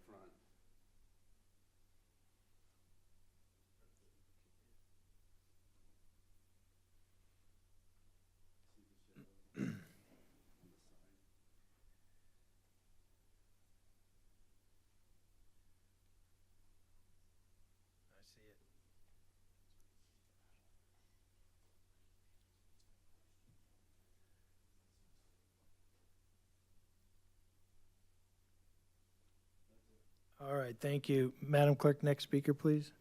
There are no other speakers. All right, so we're going to go ahead and pull it behind the rail for discussion. Council members, I'm just going to start. I'm going to kick it off and just say I think that the design is beautiful. I said this last time. It's stupendous.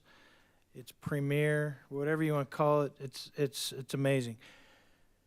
But I said it before, I feel like I had sticker shock at the price tag. It just seemed too much. And I was on the Parks Commission when we recommended one of those earlier designs that was less than $250,000. And I believe that even included lights and sound. So I was very pleased with that, and I thought we should have moved forward. And I think if we would have shade today on that amphitheater, but we don't. And I get it. We want to be premier, and so this is where we are today. So because it was too expensive for me in the past, and I voted no last time on the design, I'm going to stay consistent, and I will most likely not support moving forward with this. I'm pleased to see that there's funds that are available, and you're being creative with ARPA money and things like that. I'm afraid that if the rest of the council agrees with me and we don't do this, we might lose those ARPA funds. They're going to end up going somewhere else. But that's the only concern that I have about my thought, but that's kind of where I am. So I'm just sharing that with my colleagues. That's how I feel about it. All right, next up, Councilman Estrada. Thank you, Mayor. I have a couple notes, and I want to echo what you mentioned. I remember a couple years ago, the original concept design was not set out to bid, and we gave it to T.Y. Lin. And I think it would have been a little bit more responsible for us to send it out to bid. And, you know, I remember how you voted on that. It was 4-1. And if I was here at that time, it might have gone 3-2, and I would have backed you on that. But I've spoken out against this for a couple years, and now here we are, and the project has almost doubled. It's resulted in millions of extra dollars beyond the $3.9 million, and that's beyond the initial $400,000. And I think these dollars can be better spent on so many projects to improve our roads and infrastructure, to improve the traffic. And I've mentioned it before, you know, we have a brand new stadium, MSJC, and it has so much potential. We can have our events right across the way there. And I get that it would add a place of purpose for our city, but what's the point of having an amphitheater with no audio? It's just a big concrete slab not included in this price tag. The city of Marietta did do it, and that's great. They did it recently, but they're also 20 years older than us. They've matured. And right now, I believe that our primary responsibility is the infrastructure, the roads, and the traffic. The public is banging their fists against the wall for us to improve traffic. That is the priority. We could potentially have 2 incomplete theaters right slab in the middle of our city. And this price tag gives me concern. Just a final note. I believe the ultimate role of government is to make sure our roads are functional, that people can get to and from work, and our job is not to deliver concerts. As a young city, we need our infrastructure. All right, next up, Mayor Pro Tem Carwin. You know, what we're talking about is a city amenity, right? You know, nobody asks how much the park is going to make in the future. It's an amphitheater that has concerts, but it's for the city to put on events for the public. I don't think that there's anything that they anticipate selling tickets for. It was like at Woodstock, they put a chain link fence around an open field and charged tickets, and then people bashed it down and went in. I mean, you can't sell tickets to Central Park. There's just no way to stop people from going in. This is for like a Thursday night, families come out to the park. We don't charge for Foodie Fridays, those kinds of things. So I think this isn't something that we can look at a return on investment. It's anytime the city spends money on infrastructure, it doesn't get paid back by the residents. You use it. It's for use. It's social infrastructure. The other thing, Councilman Estrada, I disagree with one thing that you said. Mount San Jacinto is not ours. So we can't just, hey, we have that, let's do all of our things there. We have to ask them, and they have to let us. And if they have things going on, we don't get it, and then when we want it, we've got to pay them. So it's not our place to use. This would be our place to use. It doesn't matter what anybody else is doing. We would have full control over it. There's a lot of things about this project that I really, really like. I'm an arts guy. I'm an arts supporter.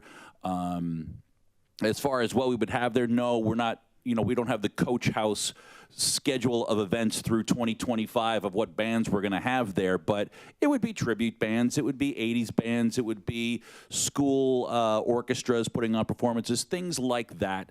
And I think it would be a benefit to the community. Councilman Estrada's mentioned over and over again about we need an identity to this community, we need an identity to this community. This would be a big thumbprint individual to the city of Menifee that nobody else around would have. It would make us unique. However, it's $7 million.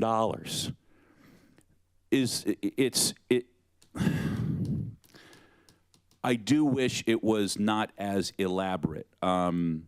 No, I really like the scaling back with taking out the sound equipment, because I do agree with you that bands large enough to play at a place like this generally have sound equipment. If it's not, it wouldn't be 3 times a week that we'd be hiring. If we have a huge thing that we need sound equipment for, we can hire somebody to do it. It's not that expensive. It's like you don't buy a boat, you rent a boat. Smart people rent boats, they don't buy boats. You don't buy sound equipment because it gets eaten up by the weather, or it gets vandalized, or it gets obsolete, or it breaks down, or any of that stuff. So it doesn't bother me that there's nothing built in. But man, it's a lot of money. On one hand, if we do this in 10 years, it's going to cost us $13 million to do it then. And are we going to have that money then? Are we going to start saving now all this money that we could be utilizing for roads and things like that? Are we going to bank that instead of spending it so in the future we can spend twice as much money and not get anything out of the money because we've been socking it away and saving it? Or do we just bite the bullet and buy it now where we can afford it? We've seen the breakdown of the financials of it. And as far as out of pocket goes, it's not huge on the part of the city. $1 million, maybe $1.5 million. Was it $2 million from general fund, something like that? $1.5 million? 700,000 plus 400,000. Yeah, that's about right. Yeah, $1.2 million from general fund. So, the rest is coming from DIF and ARPA and all of those funds, which are supposed to be used for something like this. So do we do 14 small, tiny things around the city, or do we drop a big rock in the water and make a splash? As you can see, I've been struggling with this. I've been arguing both sides in my car out loud for the last week.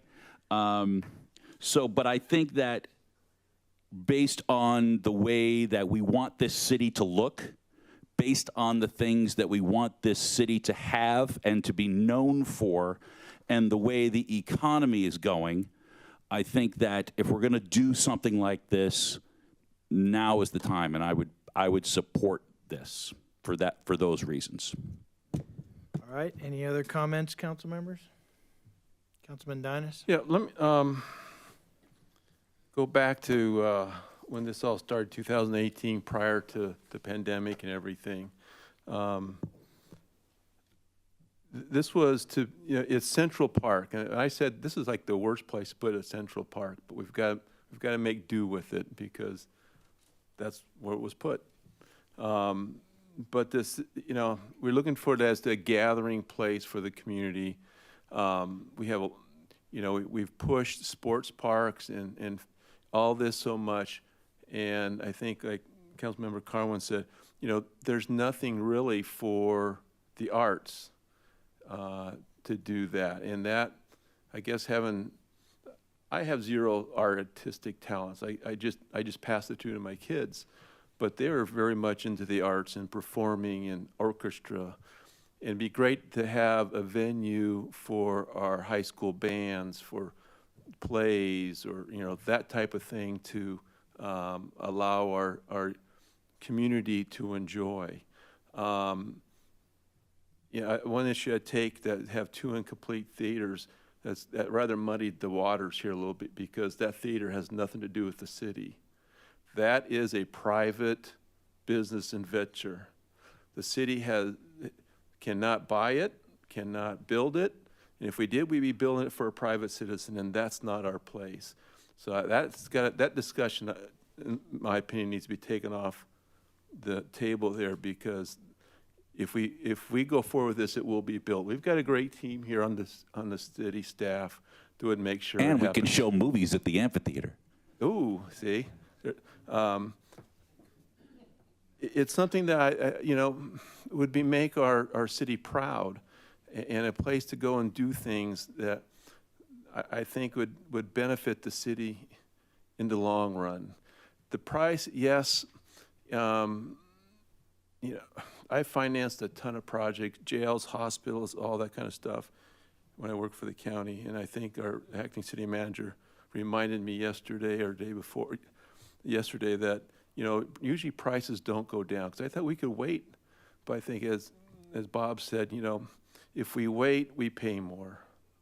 I've experienced that with a little remodel project that was really expensive, so we thought we'd wait. Now it's more expensive, so all of a sudden my remodel is, we're just happy the way it is now because we don't have the money for it. So that's the risk we run on doing this. I think that we've got one-time money, and it's always the best policy. I'll ask Travis here, is to spend one-time money on one-time uses, not one-time money on ongoing uses.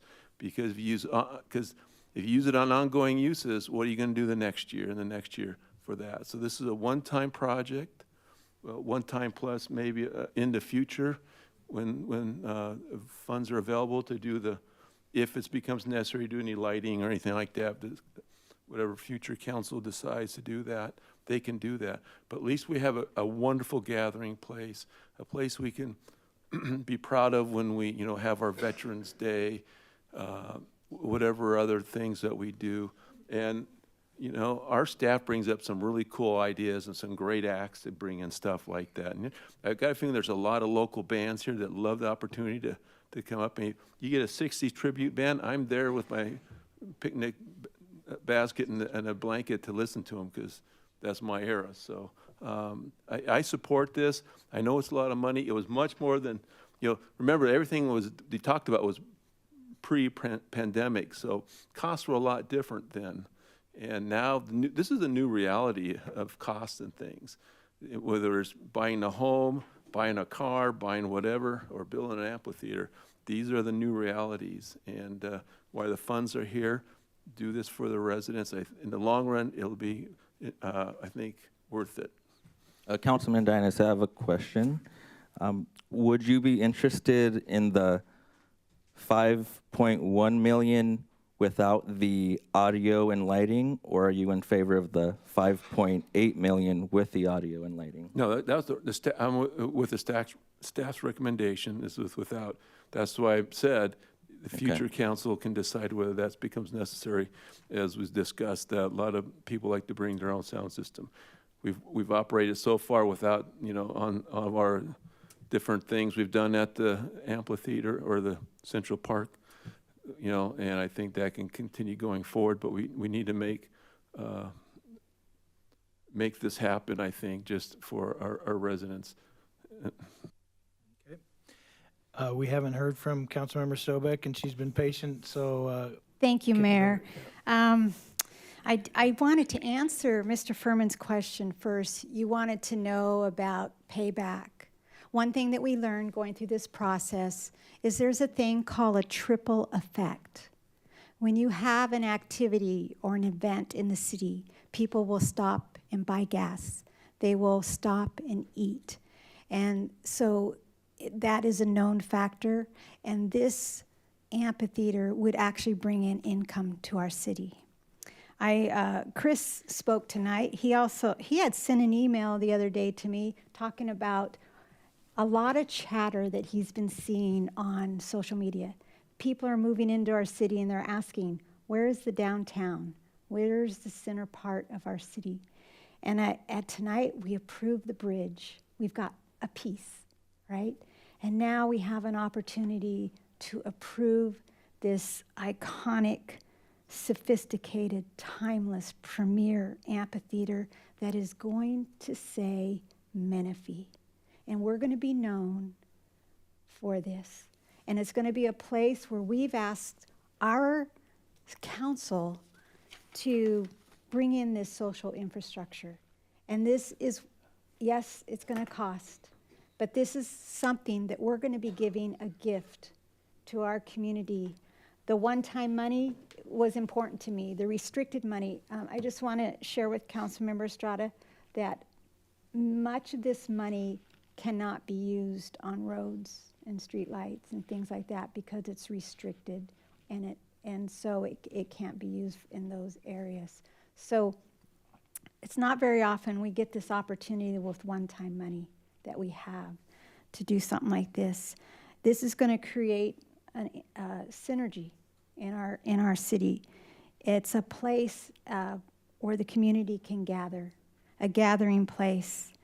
It will be a place where our residents have somewhere to go and do something. They don't have to drive to Hollywood Bowl. They won't have to drive to Redlands Amphitheater or other places, or I guess the Redlands Bowl. We have an arts council who is begging to put on performances so that we can sit as families and friends and neighbors and listen to local bands and music and outdoor plays and outdoor pageants, that we can spend time with our families and do these things. I've done this. My family, my daughter lives in Temecula. There's been many of Thursday nights in the summertime that we've all gone and hung out together at their amphitheater that they have there and just watch the kids, the little kids dancing and the little kids running down to the stage and just everyone having a wonderful time. We don't have this. We have spent over the last 5 to 6 years, 5 to 6 years, we have spent, I believe, over $700 million in infrastructure. And we have, Nick, you can help me out. In the next 5 years, our infrastructure budget is $750 million? That's correct. $750 million. So we have invested in our streets. We have invested in those things. And I believe it's time to provide a place where we can gather, where we can enjoy family time, neighbors' times. And as it's been mentioned, we built a lot of parks, and we're grateful for the builders who work with our planning staff and our planning department, our Parks and Trails Commission, and have built some really beautiful parks for recreation activities. But we don't have a park where we can have cultural arts activities. So let's see here. This will become, as I said earlier, this will become Menifee, that we have the bridge. I would love to see the amphitheater. And I think that was all. It's just going to be a beautiful city amenity. So I would like to approve this tonight. There's been some other comments about the price could possibly go up in looking down the road. And we have the money right now. Let's take this jump and let's provide this amenity for our residents. All right, thank you, Council Member. I do see Councilman Dinas in the queue, but I'm going to just jump in the rotation here. I agree with a lot of the sentiment that wouldn't it be great to have a nice amphitheater cover? Wouldn't it be wonderful for the arts? Of course, absolutely. That's goes without question. But again, for me, it's like when you go to a car dealership and you see a Corvette and the thing's $160,000, and it's like, wouldn't it be great to have that Corvette? I mean, we could drive. I need it to go to work. But the price tag is just too much. It's beyond our means, and if we're going to be responsible, then we have to live within our means, and that is my sole thing. It's just too much money. It's a wonderful, wonderful, beautiful. It's a Corvette of an amphitheater, right? It is the best. but it's unaffordable. All right, Councilman Dinas. A couple things I wanted to clarify that as the committee at the ad hoc we looked at. The first question, our two concerns is, this is we can't do this without parking, and that's why we directed staff to go back and look what can we do. That's why the bridge concept worked to add parking there. That's why doing the parking lot for the future hall, city hall helped. Now, how many parking spots is that going to give us? It's over 300 spots. I want to say 320-ish. 300 plus then. 300 plus, so, definitely. So those are the kind of questions we also, questioned ourselves. The other thing is with the design, part of it was we were trying to be sensitive to the neighborhood there, the houses, and to build a structure that would push the sound out forward and not back to the residents there, because unlike me, they may not be in the 60s rock and roll like I am, and maybe they wouldn't be too happy. So, we took those kind of things into account. So it's just not aesthetics looking and make it look nice, but to make it functional and with those residents in mind as well. So I just wanted to add that as a little bit insight of what we went through in the ad hoc committee. All right, Councilman Estrada. Yeah, I just want to let the public know that going over the allocated funds, just for the record, there's over $1.2 million in general fund money, $400,000 from the diff and parks, multiple diffs I see, hundreds of thousands of dollars, $900,000 from the Quinby Local Park Fund. There are plenty of projects we can improve. I'd like to make a motion that we approve this project 12.1. Okay, we do have a motion then for 12.1, and then we will take separate motions for the other two, so we'll need a second for that. I'll second.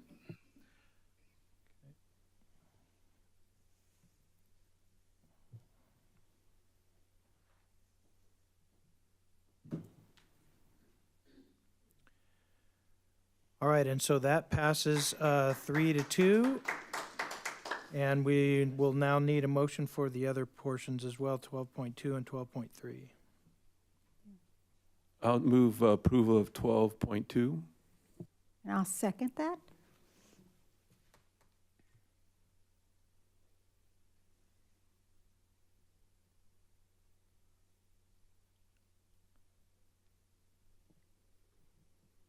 Okay, I'm going to have to do a voice vote, Mayor, if that's okay. It's okay. It's preferred. Councilmember Dinas? Yes. Councilmember Estrada? Nay. Councilmember Sobek? Aye. Mayor Pro Tem Carwin? Yes. Mayor Zimmerman? And I'm no. So that passes with 3-2, and we'll need a motion for the third one. Could any of this money be used for a new voting software system?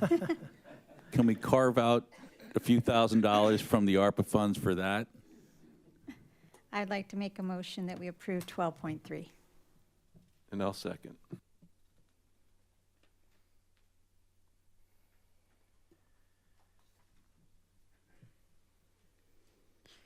Councilmember Dinas?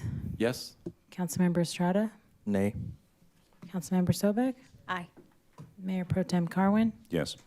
Mayor Zimmerman? No, so that passes with 3-2, and so all three items pass. Let's move on. We're on item 13, Mr. City Attorney, nothing. Madam Interim City Manager, do we have anything to report? Nothing to report. Thank you, Mayor. All right, council members, any future agenda requests? All right, hearing none. I have two, but I'm going to hold them until January because this has been a long night, and I think we're about ready to wrap it up. Our next meeting will be January 17th. Is that right? All right, and so with that, I want to wish everyone happy holidays, Merry Christmas, Happy New Year. We hope that everybody enjoys and is safe, and treat the kids well. All right, you guys, everybody have a great night. Thank you.